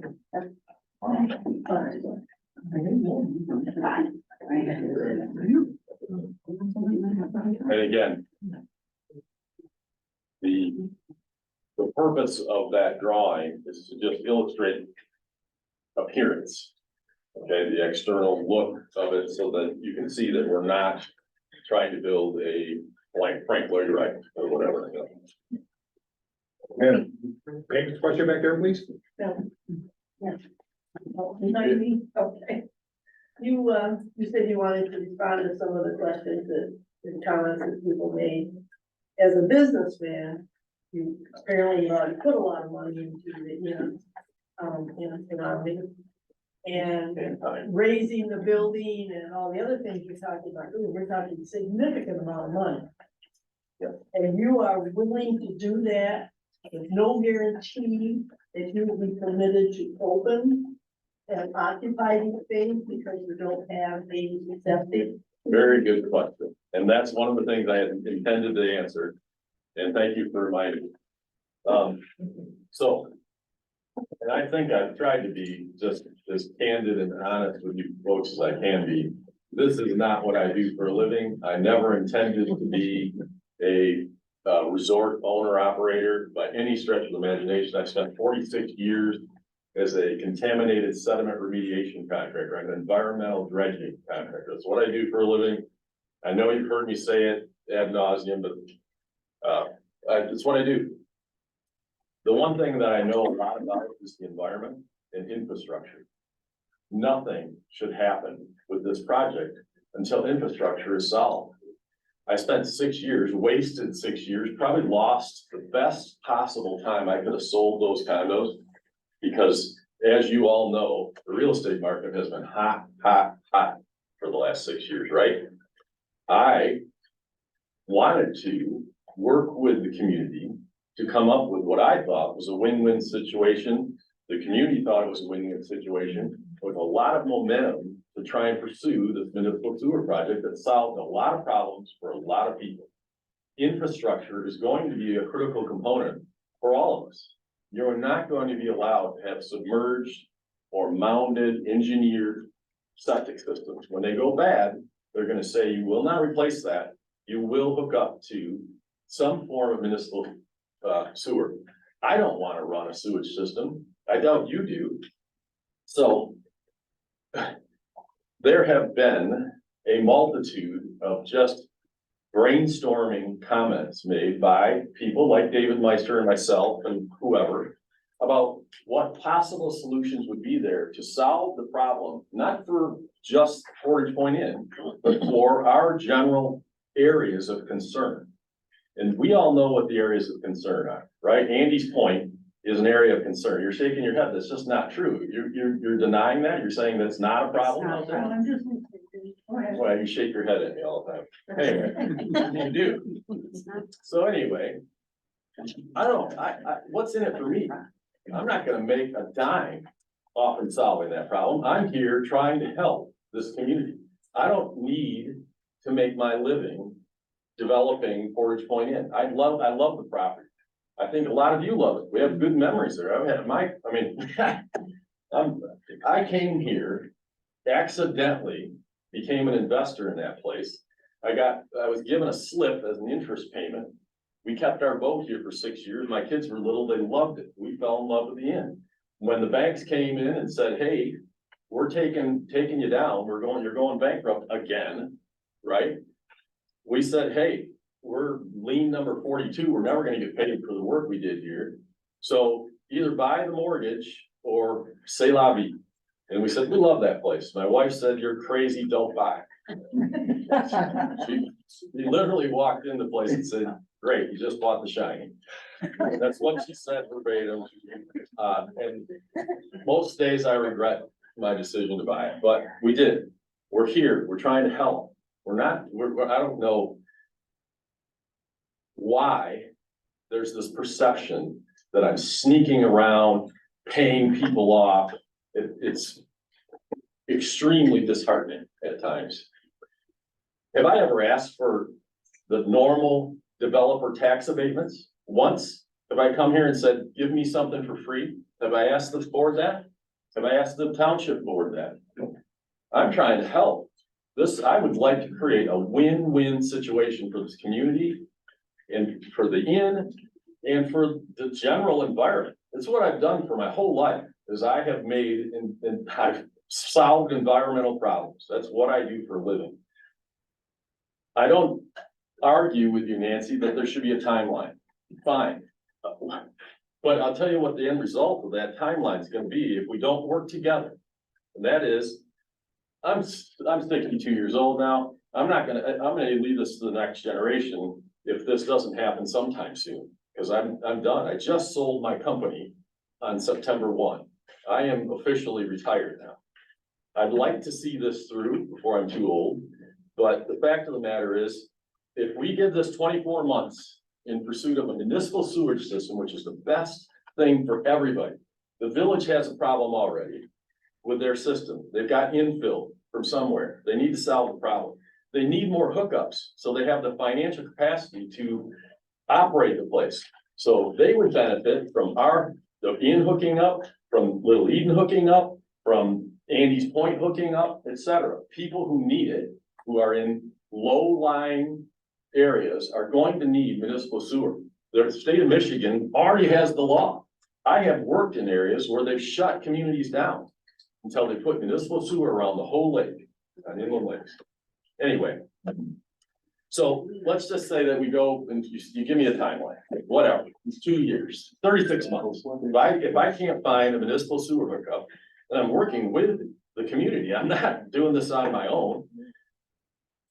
We'll throw in the towel and we'll just put in a simple drain field, which means that I have to delete the culinary school, delete the commercial kitchen, eliminate a lot of the commercial space, which will then reduce parking, et cetera, et cetera. I guess this is gonna flow through, just stop me if I start rambling too much, but the casino building was a goner before I came around. When they moved that building, they dug a basement under it and put a ramp down into it. I don't know who engineered it, but they put one straight continuous wall in with no abutments. The wall is leaning 24 inches in. Go in the basement, the wall has collapsed. It was collapsed the day I came around. I didn't know it because I'd never been in it, but I came down the basement like, it leaks like a sieve because the foundation has buckled. That building has to be raised. There is no restoring that building. Could we rebuild it in kind? Only if we had a municipal sewer that could handle the capacity that a commercial kitchen produces, that would then justify the operation of a commercial building. I'm gonna flow into another issue. Somebody made the comment that, hey, we support doing this over here, but not this over there. Well, this is one body. It's economically dependent on all the components working, because the place will go bankrupt. It does not generate enough revenue. Even now, go out there and look at the condition of the buildings. The owners don't want to pay more dues. They're paying substantial dues now. They don't have enough participation in the operational costs of an old historic property that costs money to operate.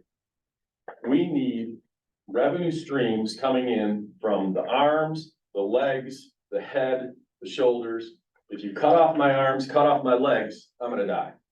So I can't proceed with anything until A, infrastructure, you're absolutely right, and B, all of the other issues are resolved.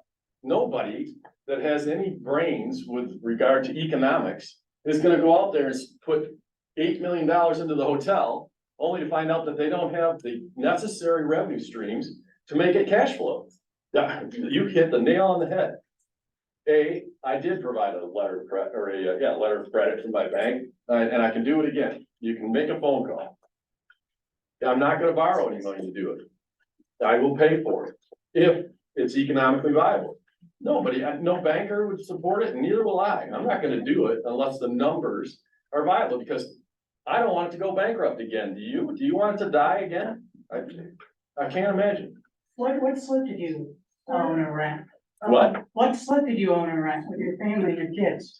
I was You given a pointed out- slip to use for free, right here, that slip right there. For 6 years. As an interest payment on the debt that I had was owed. So may So I I, did work, didn't get paid for it. let me just see if I understand. You're saying if in approximately, without locking in a date, 24 months, you approximately. Sure. You can't come up with a municipal sewer system. Yeah, You're walking away, no, correct? no, I- no. What I would say, here's what I would say.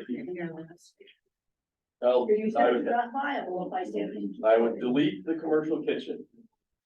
The culinary school goes away. I would delete the commercial space that we wanted to produce in that casino building. Probably just put some condos in there. That footprint could house, I don't know, 6 condominiums or something like that. And you can do Just part of that the without architect. additional capacity? I'm sorry, You can do that without additional sewer capacity? I can do that by developing a simple drain field down the ball field. Like, it does an inexpensive, relatively inexpensive. So you just, the drain field is the ball field is your Well, plan B or it's- C. it's a solution to a smaller scope of work. Now.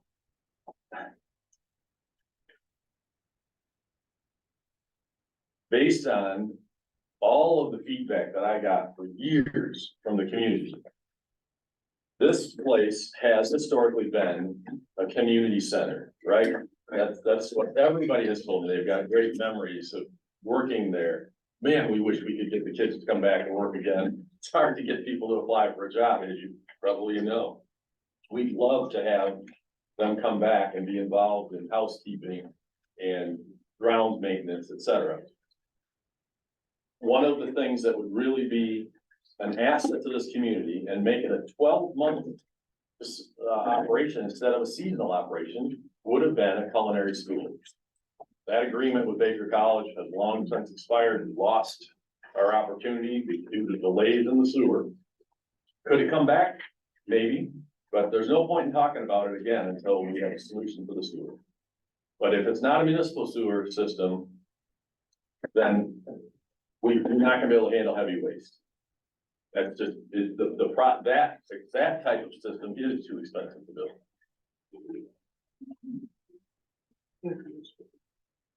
Sure. Speaking of the financing, the only thing I haven't heard you mention is that, are you still pursuing the club memberships to help you finance it or not? Thank you. Well, Nancy and I and others in the community have talked about how to shrink, or let's say cut off some of the arms of, as I described before, and make it so that it still is economically viable. And one way to do that would be for us to get social memberships in the Portage Point Club.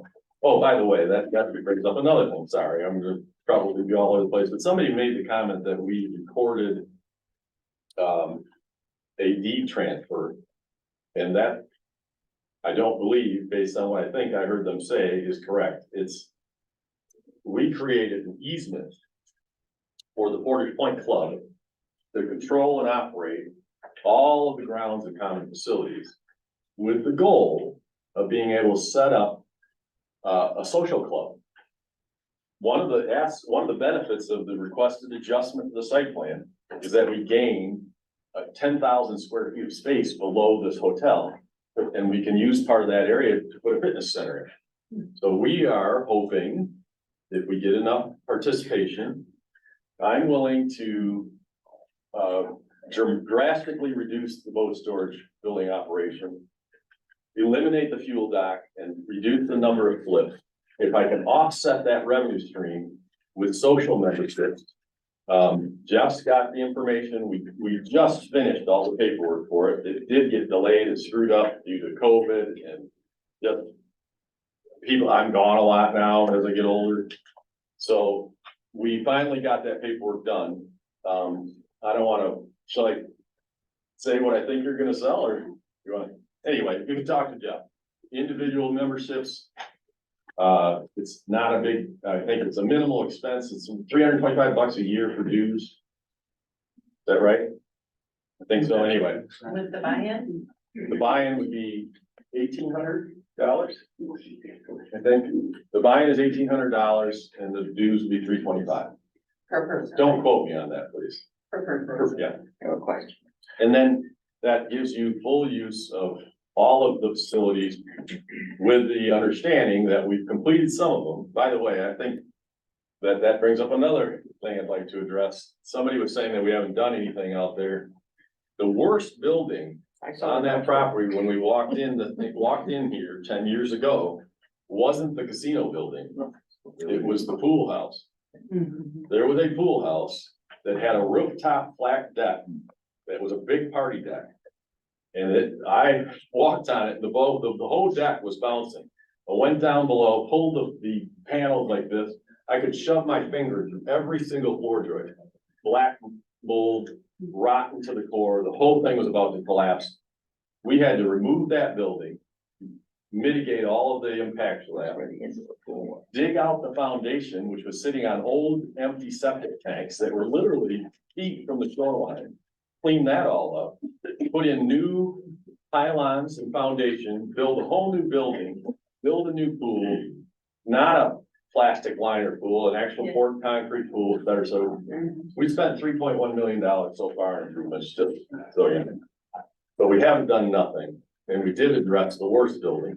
The second worst is definitely the casino building, and it's not gonna last much longer. It's gotta come down. I never expected it to take this long to get a municipal sewer system, solve the infrastructure. But infrastructure, as this young lady back here pointed out, is the bloodline. You can't do anything without it. We have to have an infrastructure solution. The best solution for our community is a municipal system that's managed and operated by the government, so it doesn't become incapacitated. Private systems are a headache for a lot of different reasons. It would be best for all of us if we can. My next goal is to go to the village, try and convince them to work. I understand the board, so on and so forth. If this gets approved, I'll move forward with that. About the sewer though, since we were all part of the failed sewer, it was poorly designed, poorly executed, Probably. didn't do the right homework. The state didn't have the money to fund the grant. It was like, who was paying attention? So if Well, we it kind of want, took on a life of its own. if we want to try another one, how are we gonna do that? Well, the simplest. So what's the answer? Yeah, 6 years ago, we started out by going to the village. and saying, Right, I know. Can we work with you? And at that time, they were not, ready to work on it. We're hoping now that they are ready to work on it. That is something I cannot control. I know. So the idea of phasing and timelines, let's put a benchmark on it. Fine with me. I'm getting too old to wait around anyway, but at the end of the day, it would be really silly to go the worst route in 24 months, when in 36 months we could have had it done, or something like that. You follow what I'm saying? So I do, but I I like just, the idea of just saying, let's make some decisions. But it really, for the benefit of all of us, should be pretty flexible, in my opinion. well, I just think the local powers that be did a very poor job of designing it and trying to execute it. Hey, And everybody knows that. you So wanna if hear we the do whole something story? new, I hope there's a better, Hey, we went to Little River Vanuatu Indians. oh, we don't want that. But they accepted us. But They they had can- an operating system. But they have their I know. own government, I so get it, and that's raise why the taxes. we went out and spent the money, I put know. a presentation on, got approved. We could have tied into them. We've done years ago. But you're absolutely right. I get the concern. So that's why timelines. I understand. Yeah, I just well, hope that we can yeah. come up with something that's viable for everybody.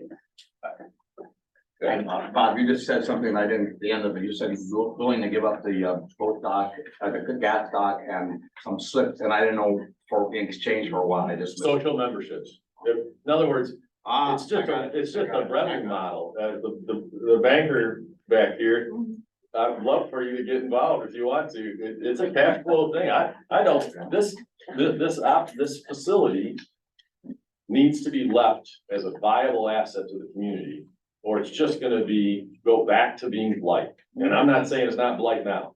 It's not, it's gotten better, I hope you can see, but it's still not healthy. It's an unhealthy asset to the community. Does that agree? Is the gas stock in the current request for the SUP? That's already full, that's full. in the existing special use permit. It's already not- approved. Yeah, it's not something we're even talking about. It's a part of the lawsuit Yes, that CCDL started. And so the reason I even brought it up is to say, look, nobody in their right mind would start doing anything until everything is resolved, because all the pieces of the body gotta come together to work and make it function. You have the site plan for the ball field? Are there any alterations or updates on that? No change at this point. We're only, it's just I'd like to three ask you simple questions things. afterwards, just, What's I'd that? like to directly ask you some questions about that aspect. Sure, but there are It was discussions submitted, but going it's on hard to about read modifying online. it, but it's just not resolved. What's that? It was online, part of the packet the attorney sent, but it's very, faint. You can't read it. I know why that was. Part of the request for phasing was to ask what the build out phase looks like. In other words, sequence of events. And so I numbered those, and I hope that the planning commission got those drawings, where number one was gonna be, it's gonna have to be the casino and the kitchen. Either, again, depending on infrastructure, right, if there's either gonna be a brand new kitchen and a brand new casino building, or the kitchen goes away completely, and we put some condos where the casino footprint is, because we weren't able to get them. There is, yeah, but the ball field should have been there too. The ball field was. And that's just listed as, it's just number three. It's the third sequence, because the marine structures all have to be done per the special use permit as the final sequence. And not, oh, okay, sorry. Oh, boy. Three. Sounds like this. How many are there now? I know you purchased a lot of property, right? No, that's, right now, the only thing I own is what was part of the original deal, period. I did enter into a contract for a small sliver of land that's right next to the parcel, and I haven't bought it. But I have looked at buying. There was, it just went up for sale. There was a tiny little rectangle that's closed as a corner for it, right? But everything on the site plan that was presented in 2017 was everything I've owned since the day 10 years ago, as we walked into it. No parcels I have not changed or added anything. When did the DNR designate wetlands border in that area? Oh. Before your time? No, I had I, being in that business, I usually called bought property for a wetland determination. And then I staked it and pushed, and actually sort of back to stone or back along that edge. Another question. Yeah, that was in, This is. 2000. You don't have one more question from, All right, and may I just request, we are recording this and it's very difficult if there are some conversations going on. If we really need to keep it to one person speaking at a time. Thank you. I may have a faulty memory, Bob, but I somehow recall that, because people always complain about the storage. I mean, I hear it all the time. Did it not say in that special use permit that no storage could take place until the boat barn was built? No. Am I remembering that incorrectly? You are. Okay. Yeah, but I will bring up a. Let me close the public Okay, hearing, okay. because I am going to set that in my notes, because if we've answered these other questions that it appears we had. I have one more brief thing to get back to Bob. We close the public hearing. Did you folks see any need to bring the legal opinion from Township Attorney Greer in for any reason at this time? I would leave that up to the commission. I don't see a need at this time. Okay, all right, the public hearing is hereby closed. Discussion on the proposed adjustments by the township commissioners. This commissioner would start with asking about the ball fields. And you had mentioned, I mentioned that was my strong stance because I was there and I remember it well, that it was very reasonable to allow the storage of trailers and equipment related to the operation of the inn, the maintenance, et cetera, and that's in there. Although I think universally agreed, it'd be hard for anybody to disagree, that it looks terrible. It looks junky, in my opinion, it's white. I understand, and I related why it's my understanding, it would be difficult to get the spoil for a berm because you're gonna use your spoil from excavation. However, you could plant trees there and you could clean that up. As far as the sheet steel goes, I don't know, because I know what that's for. And you can't put it in until you're doing the marina, and that means you're gonna dredge, you're gonna drive the sheets and you know, improve that entire ball field area. You can't do that until you go through the first phasing. Right, so my response to that is the green belting and the berming were components of the build out of the barn, and it's described as in that section of both, it says boat barn.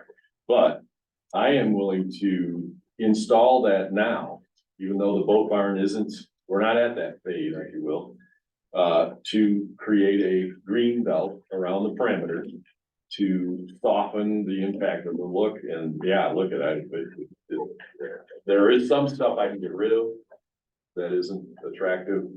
I need the steel sheeting eventually. I understand. It's pretty low profile though, so if I think that the evergreens planted per the specs fairly quickly, that should grow up to really. What would be a timeline that you think you could accomplish that? Fall would be the best time to plant. Yeah, I think we could probably, you Every all once in know a while, Duncan, I think, I'll defer to Duncan, but he's a pretty industrious man. I How think we could get it done quickly could this you fall. get back with the planning commission on when this could be accomplished? Tomorrow. I just need to talk Is to that Duncan. soon enough, folks? I can wait until tomorrow. Okay, I just need to talk to the guy who okay. makes things I happen. think that would help tremendously to get that area cleaned up. I don't see anybody shaking their head. No, don't bother. That's terrible. Right? The green belt, The green belt. specifically, yeah. The green belt and clean up of whatever else isn't really supposed to be there. At least 1/2 of the mess back there would be corrected. Well, probably only a third of it because 5 more boats were added yesterday. After the court order, that's being pursued. Let's leave that alone. Not on my property, No, right? it's not. All right, so. Bob, you have, what could you do that might make communications better and communities understanding what you're doing, just what you did now? Or a quarterly newsletter would be good. Is it posted on the website, tell the community where you are, and I think that would be helpful. In the fairly short order, I'll have a lot more time on it. Get it to the chair. I've got a little while get it to go, the township clerk, and we'll make sure that it's posted for the community to see, all right? Okay. Put it down here, put it on the website, so it'll be available. I was wondering, again, in my mind, wasn't there at some point after the 2017 SUP, some suggestion that you put up a barrier? Is that written down somewhere? And if it is, it should probably be adjusted if you're gonna put a berm up. That's all I'm saying. I think the berm is a great idea. We can't do a berm right now because we don't have the spoil to do a berm. He has the capability to put a screen, and if we're specific about the trees being a minimum of 5 to 6 feet, and alternating and. It's all called out in the SUP. That's great. It's called out. Yes. Yeah, so just to I be, thought you said berm. just so there's no miscommunication, there's 2 things that are described in the section that deals with construction of the boat barn. Correct. And it says concurrent with the construction of the boat barn, that I have to put a green belt in Yes. and berming. Yeah. I can do the green belting now prematurely. Some of it will get damaged when I start construction because I'm gonna be doing a lot of earthwork and so forth, but minimal. I think we can put that green belt in such a way where it does minimal damage to it when we go to do the improvements. I would ask the commissioner. Whatever those improvements. So that's consistent then with what the SUP was. Yes. That's what I was thinking. Yes, I would ask the, but I just wanted to clarify the Yeah, no, difference. that's between good. I berm got and it. green belt. Very helpful, thank I you. would ask the commissioner this time, by consensus, to, accept the offer by Mr. Gazan to, as hastily as possible, get the listed type of quantity of trees to establish a green belt to, and to clean up the, essentially, the materials which are not essential for the operation of a waterfront resort hotel, equipment, et cetera. Understanding that does not include sheet steel, of course, because that's essential, it just can't be put in yet. Right, there are quite a few components down there that we do use. I know. And a number that you don't, so. Yeah. There's some stuff that Can I get a auctioned off. consensus in the minutes in that regard? Mel, Deanna, Ron? Yep. Yes. Dave? Yes, okay, unanimous consensus that, we appreciate that too.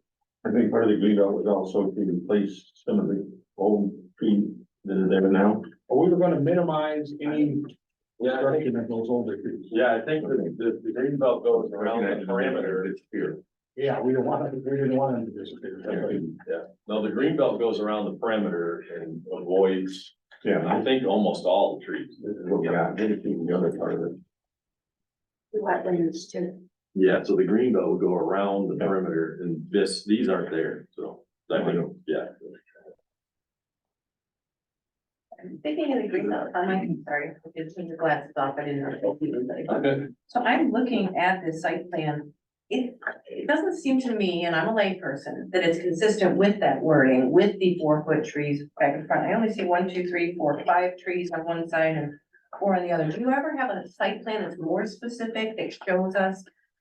For example, I noticed that the storage of the chemicals and stuff is abutting the wetland. You have a more specific site plan for those of us who are environmentally conscious and want to see how you're handling that stuff? Yeah, I'd have to see what you're looking at, but there is a Submitted bigger, by your I attorney. think there's a bigger, more detailed site plan. I think that would be But relevant. since it's not the topic of our adjustments, I think you just, But if you're putting a berm up, maybe we can. someday, yeah, not putting a verse. This time is- You're putting a screen up. A green belt, yeah. Okay. Okay, thank you, Mr. Design. We'll get back with you. I appreciate, get back with us on anything we should need to know about this screening, okay? Yeah, you mean as far as timeline, Yeah, Yes. timeline. Yep. Okay, so that, we've accepted that, urged that Mr. Design said to take care of that, by consensus. Discussion of the proposed amendments. I would suggest, as far as a consensus, that we agree to table further discussion of the dollhouse pending additional information from our attorneys. And I would like to point out that in your packet, it is privileged information, that's why it's not going to be out. We have an opinion on all of this from our township attorney, as to what is and what isn't, and that it is a PUD, a waterfront resort complex, which is what this is. They're used interchangeably, perhaps it's not elegant. I understand that in the opinion of another attorney, we can't do this, we can't do that, but that's what we have attorneys, so they can go to court to find new votes and things like that. Any more comments? I do motion for. Well, I would move to table the dollhouse, proposal, which is number 3 on, the Gazans. Pending more review by the attorney. Pending more review by the attorney. Second from Deanna. Any further discussion on that? Does the report have enough of that yet? I don't want to push it. Just give me a high sign. She nodded. Okay, I'm good. all right, all in favor? Aye. Opposed? That passes unanimously. We will table that, at least until the next meeting. We will have a report in October on that for sure. But we'll consult with, I'm sure, Mr. Gavine. Yes, sir. Can I make one Absolutely. observation slash comment. Dollhouses 5 and 6, which are the two northernmost dollhouses, are unchanged from the existing approved site plan and have been sold. And I just wanted to make sure that if you could please isolate that issue of those two dollhouses being unchanged from what you previously approved, the same exact footprint that was approved in 2017. Perhaps we should, And so there's only the 3 out of the 5 are modified or adjusted from what they were originally approved. perhaps we should, amend that, because the issue at hand that are of concern are the ones that may be combined. There you go. I think that was the issue. Yeah. Not any of the others, which, whether it doesn't make any difference who owns them. That's, correct. I just wanted to. There's make one sure. entirely new one though. There's one that's brand new and then 2 are combined. What we're doing is saying, that's what we're gonna table, 5 and 6. Since there's no change, we're not interested in those right now. Thank you. We're done? Happy? I'm happy. Well, seems to catch us up. Yeah. Leave that. And this is combined.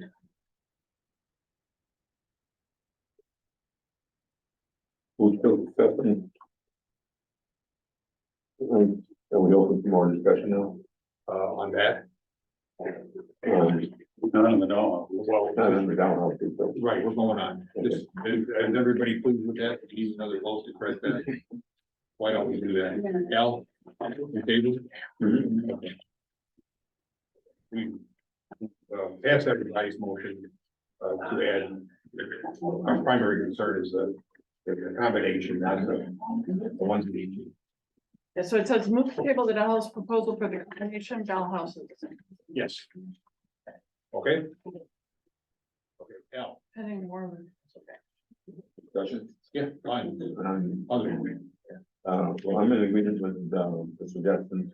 And I think, our legal opinion would also the same thing. Yep. If we get a better, handle on the time schedule. More information on the phasing, more detail. And I would support that. Okay. You want another motion? Ready for another motion? Yeah. I would move, to accept the clarification, correction of incorrect or missing parcel ID numbers within the existing approved boundaries of the SUP as amended in 2017. Will that satisfy? Put us all, get everything on paper? Okay. I'll second. Second by Beato. Put in the original.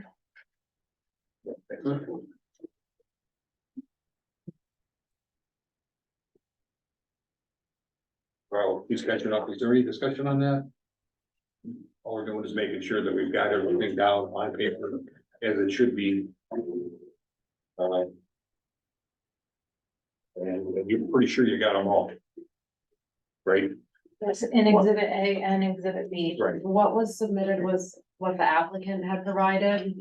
We had noted that there were incorrect parcel IDs within the existing special use permit. The applicant provided what they believed to be true, and we did confirm that all of those parcel IDs Well, are yeah, in the we development. all believe it to be true because it's been there forever and the world has moved on. So I think we've caught up. I believe. Right, so we have a motion on. If you had a second, right? All in favor? Aye. Opposed? None, doesn't carry unanimously. Okay, and lastly, I would move to approve, the adjustment of the 2017 SUP to install a permanent foundation with basement under the existing hotel structure. Second. second by Beato. Can you give that one?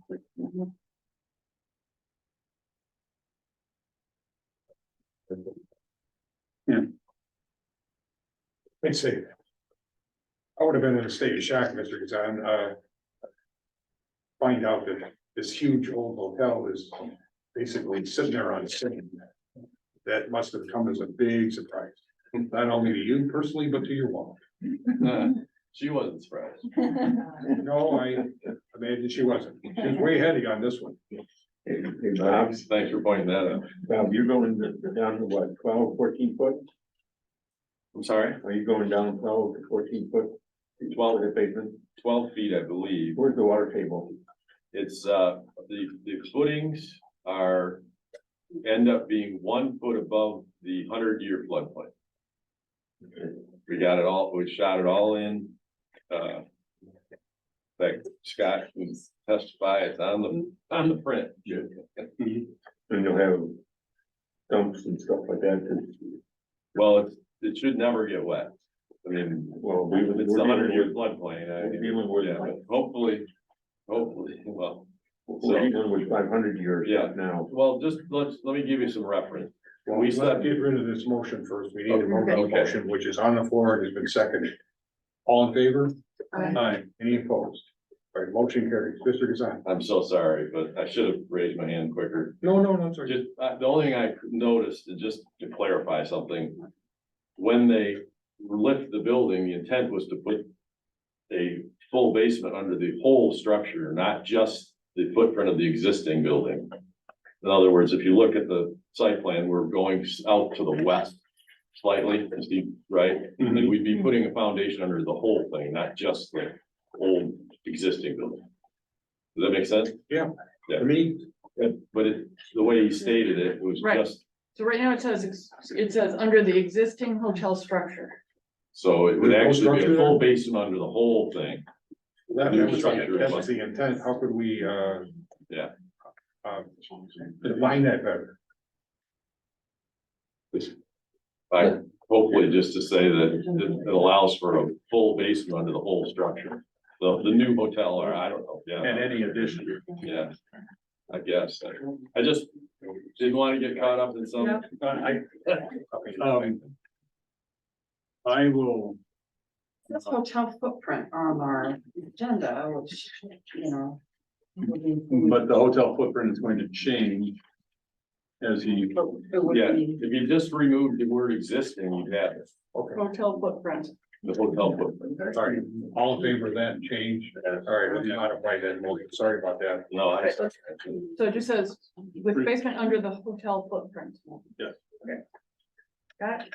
Okay, we got one more there. final motion, I move to allow the addition of a pool, spa, and a sun deck as depicted on the submitted site plan.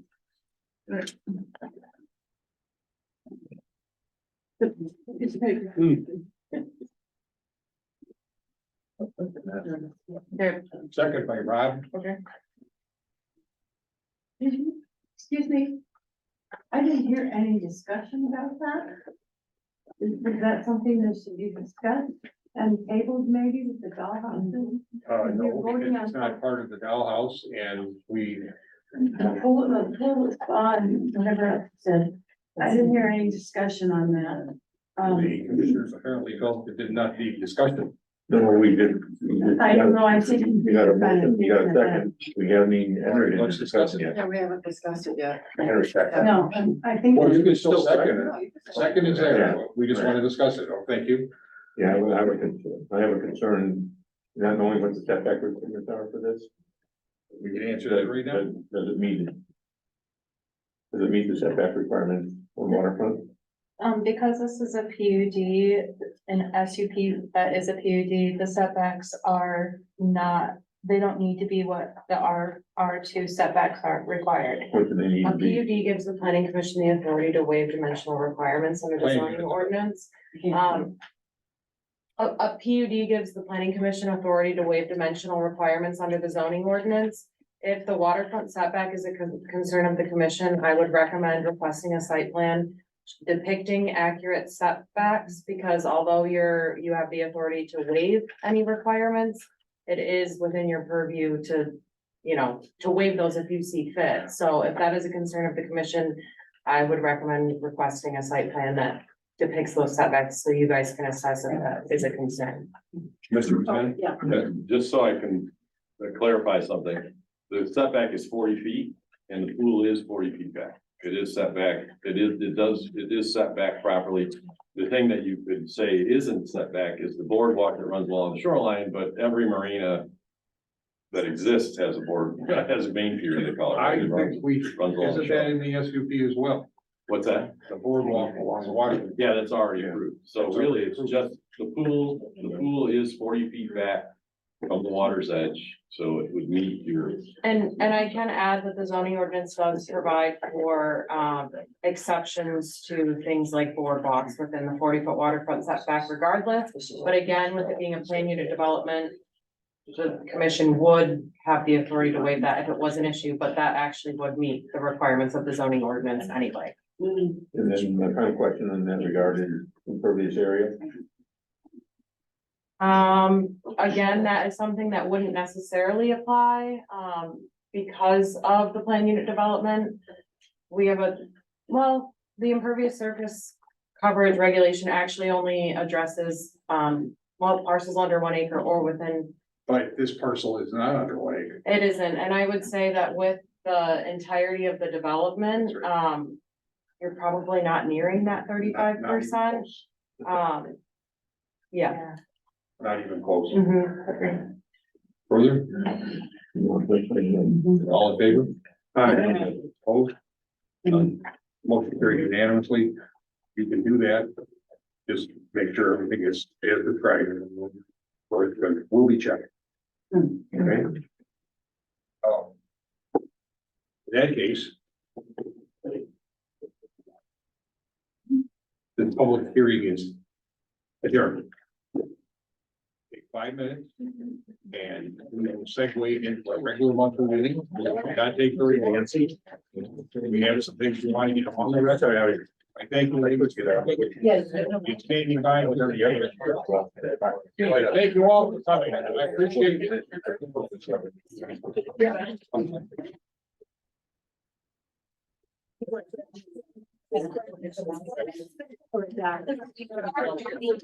Stay for the regular meeting. I'll ask Jim, because we had talked to him about, do you want us to stay for the regular meeting? No?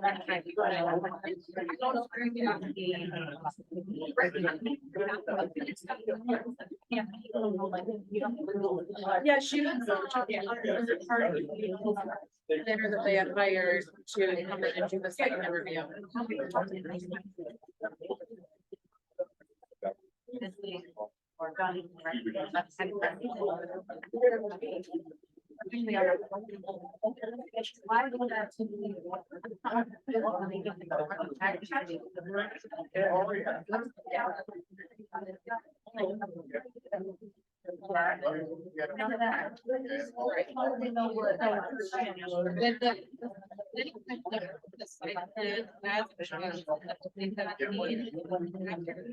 We need to have the township and the.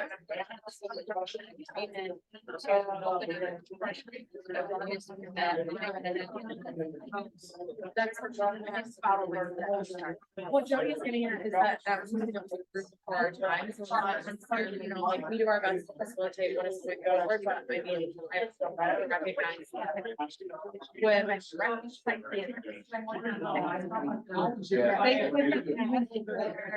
A new section farming and trees depicted on it, but because they have a stipulation on the special use permit, they stood on that.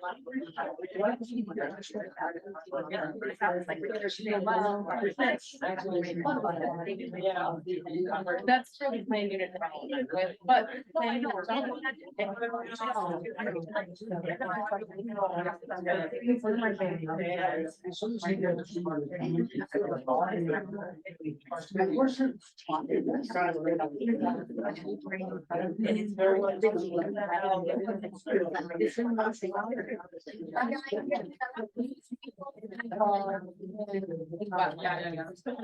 yeah.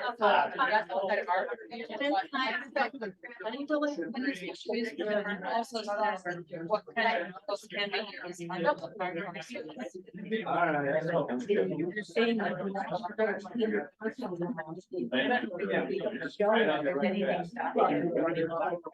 Yeah, I mean, I was talking about the planning commission, and I know there's a lot of different parts of it, trying to, you know. Yeah.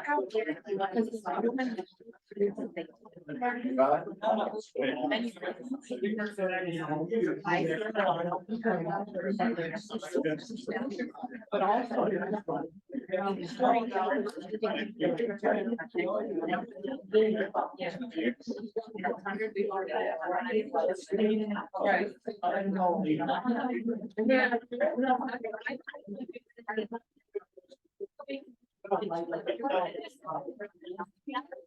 Right. Yeah.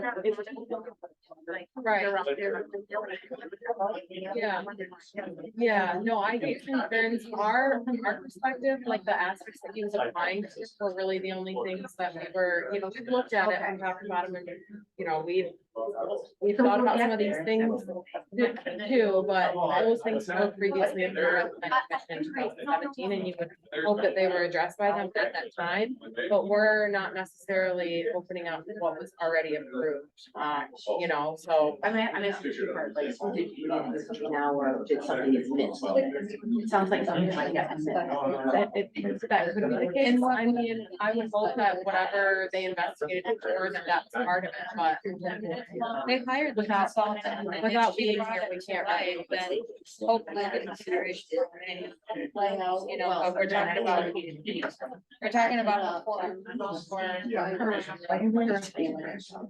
yeah, right, something like that would be a.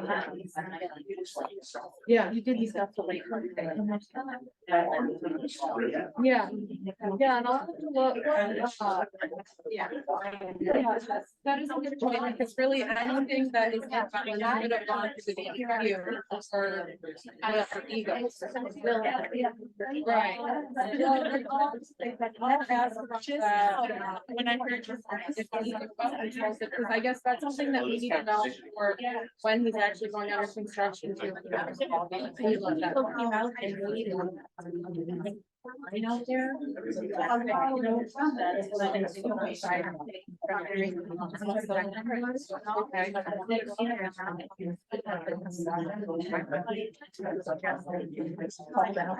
Yeah. It's all hard. Yeah, I will find out. Okay, I know that.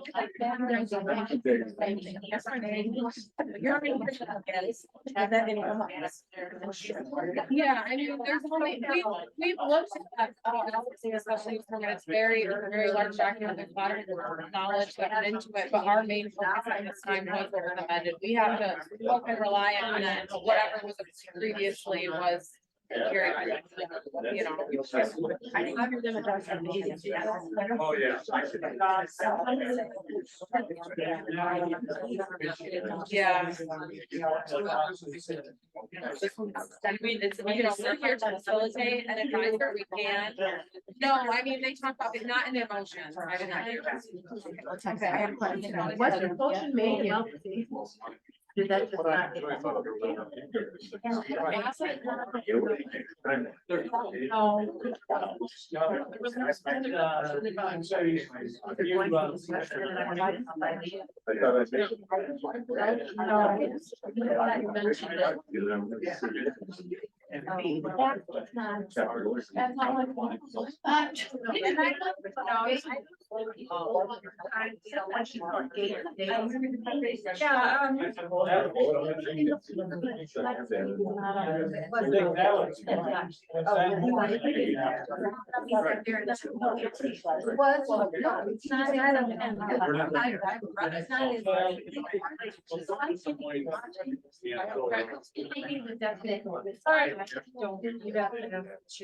Should I? Are we?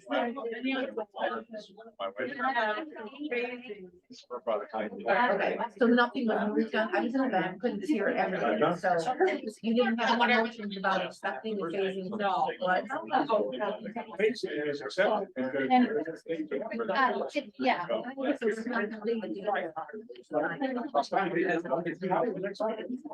Well, find out. No. We should have it. And it's there. It's not that. Well, and when I did.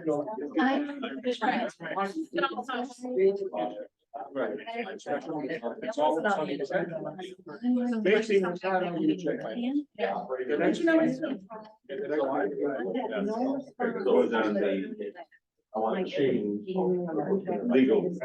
right.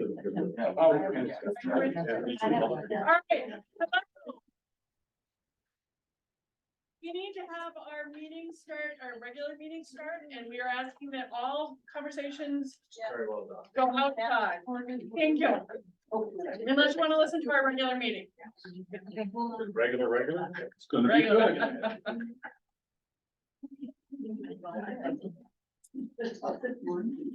Somebody said there's beer at the. Yeah. Blue Slipper. Hope so. Are we back in business here? Yes, we're back on the Zoom. Okay. Well, they say they're on, but whether they're really watching, I don't know. All right, well, let's, we are in session, called order. We have, let's do this formally. Need to review the minutes of the previous meeting Yes. Which I sent out to everybody. and, actually, Just make sure you signed, they've got to be the right. then just pass those to me. Okay, is all But in somebody- favor of, approving the minutes from the July meeting? Any issues with that? Do I hear a motion? It wasn't July. August. Excuse me, yeah. I make the motion for the minutes in August. Second by Mr. Taylor. Any discussion? All in favor? Okay, we approve the minutes of the August meeting. And is that the one I already signed? That's the one you passed me. That's the one I gave you and I said, sign this one because it doesn't say draft on it. Did we do that? Did you get it? I don't have slides. These classes are not gonna help me read eight. We'll see if we can locate that while I. Right. Here is another copy. All right. Here we go.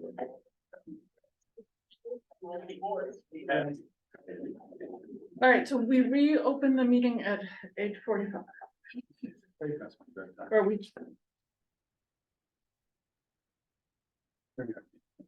Right, public comment, public left, no comment. Anybody on Zoom want to make a comment as far as the topic in the regular monthly meeting? That's owl, I'm sorry. We're gonna be talking Zoom for years here. No, we are zooming. We're using, so this is a Zoom meeting. Oh, I didn't realize that. I thought it was a different technology. No, so what Owl does, the video part of, it's like a brand new way to video. So it's a Zoom meeting, and that's our video. All right, that's why you're the tech guru and the park Yeah, superintendent. I got my good person right here. Okay, new business, Want me to turn it off? no. Okay. New business, I don't want to hear about it. The township board has requested that we discuss amending the ordinance, to delete the zoning administrator's discretion to not require a formal property survey accompany every land use permit application. I need to know the sentiments of the commissioners on that. So, so somebody who wanted to put a garden shed, Yes, that is, or a deck, Mike Sokola, they're not in favor of it at all. They said, that's, we, we did. I'm sorry. if you have a deck and you wish to add a 2-foot extension because you want to put your grill, little bump out, gotta have a formal property survey. That's, I mean, it's already as expensive enough as it is.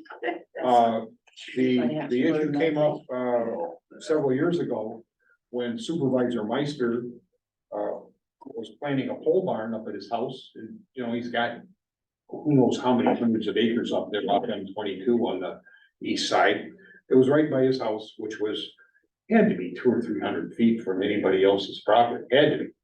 And, our zoning administrator at the time, was pretty zealous, and she made him get a formal survey of this whole farm to put that building in. Which I think most people, thought was a little over the top. And That might have been a personal issue. I don't know, but it could have been. But you're She saying, was kind of like that. you're saying though that they want to change it so that you can give the zoning. No, the zoning, To take it people away. have that and they They don't have see an this. issue. And furthermore, after They're this not was reading that posted to right. me by one of the commissioners, said, I want you to look at this. I said, I'll take it to the commissioners. I'm just one guy. And I told them, I'm not in favor of this, but certainly my job is to bring it to you. No, I'm not making those Oh, they want decisions. to remove the discretion. Yes. Oh, yeah, no. And I think it's fair for the township board to express some frustration because there was an issue where somebody put their foundation in the wrong place. Yes. And it's been going on for years now, Yes. and I don't even know where it is. So on the other side of the lake, so I don't pay that much attention. But the issues have been very, very scarce. Like, you can't recall any specifics. I've been here 25 years and I don't, and that kind of stuff sticks in my mind. I don't recall. And the bottom line is, it's not the township issues one way or the other, it's a civil issue. You know, it's between me and Bob, we're adjoining neighbors who hate each other's guts, whatever. Or I just decided to put 5 feet over the line, or maybe in good faith, I thought that's where it is. You gotta work that out, that's not the township. Didn't that gentleman that was sitting there say that if it was within X amount of feet, they would do that, they would request? Oh, definitely. So it's not like they don't do it at all, Oh, no, but if they do it all the if time. you're a farmer with 500 acres and you wanna put. Well, when I spoke to him, this particular trustee, he said, well, we wouldn't have to do that in ag. Well, I got 15 acres, he's got 27. There's a lot of the acreage in RR3 that's 1, 2, 5 acres, you know, that whole Portage Ridge area. There's a possibility for error, but we are not being besieged. The planning commission, at least for the time I've been associated, reacts to the needs of the community, which is why we have garden sheds, which is why we have the language on hunting blinds now. If we're getting requests to the ZBA for exceptions or whatever, maybe we need to look at the ordinance because times have changed. Maybe we should allow a bigger garage or something like that. This hasn't come before the ZBA, I can tell you that. And I haven't seen any issues presented in the newspaper of feuding neighbors because of the property line dispute, somebody built their house over. It has happened, I think far more it happened 100 years ago. You know, now they moved all the property lines with this GIS, so it could be an issue that the zoning administrators are pretty sharp. Yeah. Got GIS, they can always pull it up and they can make some pretty precise determinations if they have to. So what's, Is the consensus of the planning commission that we do not change the ordinance? We leave the discretion Yes. of the requiring a formal survey up to the zoning Yeah. administrator. yes, yes. Okay, can you say that one more time? Consensus? It is of- the consensus, the unanimous consensus of the planning commission that the ordinance not be amended to remove the discretion of the zoning administrators to waive a property survey. And just be formal, all in favor of that? Okay, we're all in favor of that, all right, thank you. Like that. Is there any any update on the old sidewalk that the board asked us to decided this was a planning commission issue, on the west side of 40 Point Drive past PPI? Well, I did contact Kurt Schindler, who does not have an old map of the sidewalk. Like I thought he would, because he's got everything else. Yeah, you know, we're all pack rats on this stuff, and he suggested that the township, he said, look to the master plans of the 80s and 90s. And I'm sure Shelley has those at her fingertips, so I'll stop in sometime and get them from her fingertips. I think there's, maybe on the website. Old master plans? Yeah. Okay, well, I'll look. Cause wasn't there one in 1990 or 1991 or something for Onekama Township? Before my time, I don't know, I Okay, wouldn't have any. everybody reason to remembers the look one for in it. 2010. Yeah. And a lot of people assume that was the first one. I don't think it was. There was one before that. Okay. That's as much as I know. Okay, so we really don't have an update for the board, is what the minute should reflect. We cannot find any information on that at this time, but we're still looking. Okay, old business. Well, the master plan has, we've combed through it. And yesterday, Vic Pratt and I went to Traverse City to Beckett and Raider with the updates that the man, Vic and I have worked on for the last 3 months. And Vic has done a marvelous job on the map on page 36, which is existing recreational facilities. We got the township board to fix a couple of things in the existing road end ordinance so that we could align all of these markers on a map, on this map, to the road end ordinance. And we have made it a little simpler, like it identifies land ownership, and one of the things it identifies is Onekama Township land. Well, we feel like there's Onekama Township land that we want people to go to, and there's a land we don't want them to go to, because it's not recreation land. It's, I don't know, it's where the fire department does drills, where the cemetery stores the lawnmowers. But it doesn't belong on a recreation map. It may not be clear though in the master plan, the past ones. There are two that are of concern would be the master plan for Onekama Township, and then there's the 5-year rec plan. Mhm. Somewhere in one of those things, they talk about access to one of the objectives of the plan is to promote access to township properties. So but we'd sort of like to steer them to the right. Right, we may have stirred them a little bit too much to the one side. I'll see if I can find that. The old map has a big yellow blob here over by Andy's Point that says state of Michigan. Well, it's not state of Michigan land, it's Wetlands Park.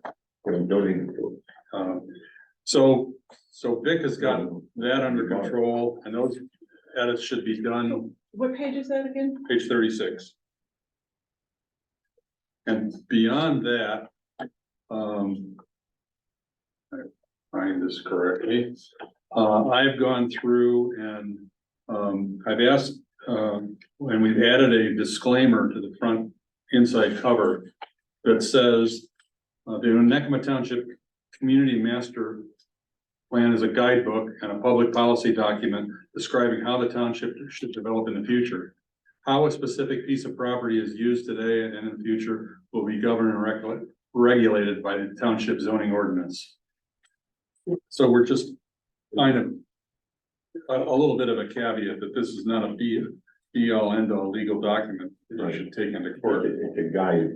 Yeah. What I would suggest as chair is to recommend that we have a resolution or consensus, whatever, to take this to the township board October the 11th. The corrected version, Dave has impressed upon Beckett and Raider when he met with them that we must have this back prior to the October 11th meeting of the township board, and they said they would have it. It'll be in his hands as corrected. No, to go through this thing the way we're supposed to go through it, we need to approve it. Not After after the township board has a chance to bless it. Yes, if you will. the input. Yes. But the approval comes from us. Yes. Yeah. So we should be pretty sure before we go into the meeting with the township board that we're ready to take that action. Yeah, I think we are. Will you email that? Yes. Okay. but the other changes that ended up happening, I removed references to the Two Lakes Sewer Authority project. I didn't remove references to, there were a couple of references that just said sewer system would be a really good thing. That's true. We can still hope. We can still hope, yes, and, what else? We did add an item under, in our goals, which were called cornerstones, it's on page 53, 52.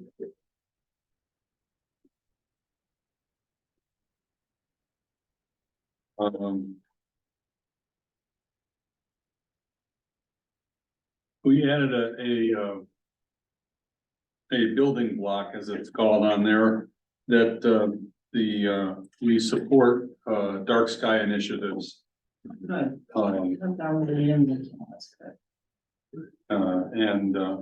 It's not too hard to, yeah, common sense thing, and you let it down. and we had to adjust the timelines at the almost very end, just because when we started this process, it was still 2022, and that ship has sailed. So we moved things to 24, 25. Did you get the pictures changed? Not so much. And if there are arguments about the pictures, I will say, some of it was over pictures of houses that I didn't recognize at all as being anywhere in the township. And I would say those are aspirational. Right, I think that's the part. The one we should change, and I can give you a picture to replace it, the one with storm cloud. You know, and I went to, next door and asked them if they had any pictures of the beer corner, the garden. And, I guess the only reason they were allowed to do that was because of COVID. They're not eligible. They can't open that, that outdoor garden right now, without going through the permit process. But they didn't have any good pictures of when it was in operation. We got some good pictures from the inside of it. Yeah, but you know, a bar is a bar. Yeah. So. You can let me know. Anyway, does this sound good to pass a resolution to take this to the board as with the additions, with the additions and corrections? Yeah. Okay, all in favor? Aye. It's consensus, we don't need seconds. So, how long are we gonna give the board to review it? One. Or if they tell us we need another. So we're going in October. Yeah. October the 11th Yeah, yes. is when we'll talk about it, but they've got till November to approve it. Yeah, So we're not gonna get a yay or nay then from. So do you think the board would take our word that we've done all the homework and made sure the i's are dotted and t's crossed? Yeah. They might approve it. I think so.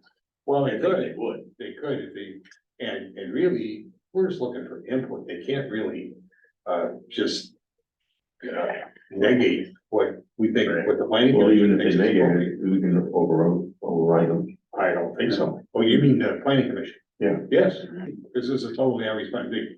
Right, we don't want to, we want to work. But the only thing we can do, well, it's like, you know, we'll be objecting, yeah. Okay, we wrote some of that stuff down because we thought it was valid. And if, I'm sure you kind of go with the board's thoughts, we usually are. They take whatever they want, but if we objected, you know, if they want to put something in there that, says that surveys will be required for all land use permits, we probably will take that out. I'm just speculating, for example. Okay. So I will get this, email to the township board members, just as soon as it hits my mailbox. Do we have budget for once we're done with this whole process and we get a nod from the township board and we finally approve it and say it's done. Do you have money in there to bind it, put in binders and stuff so that we have? We're looking at you.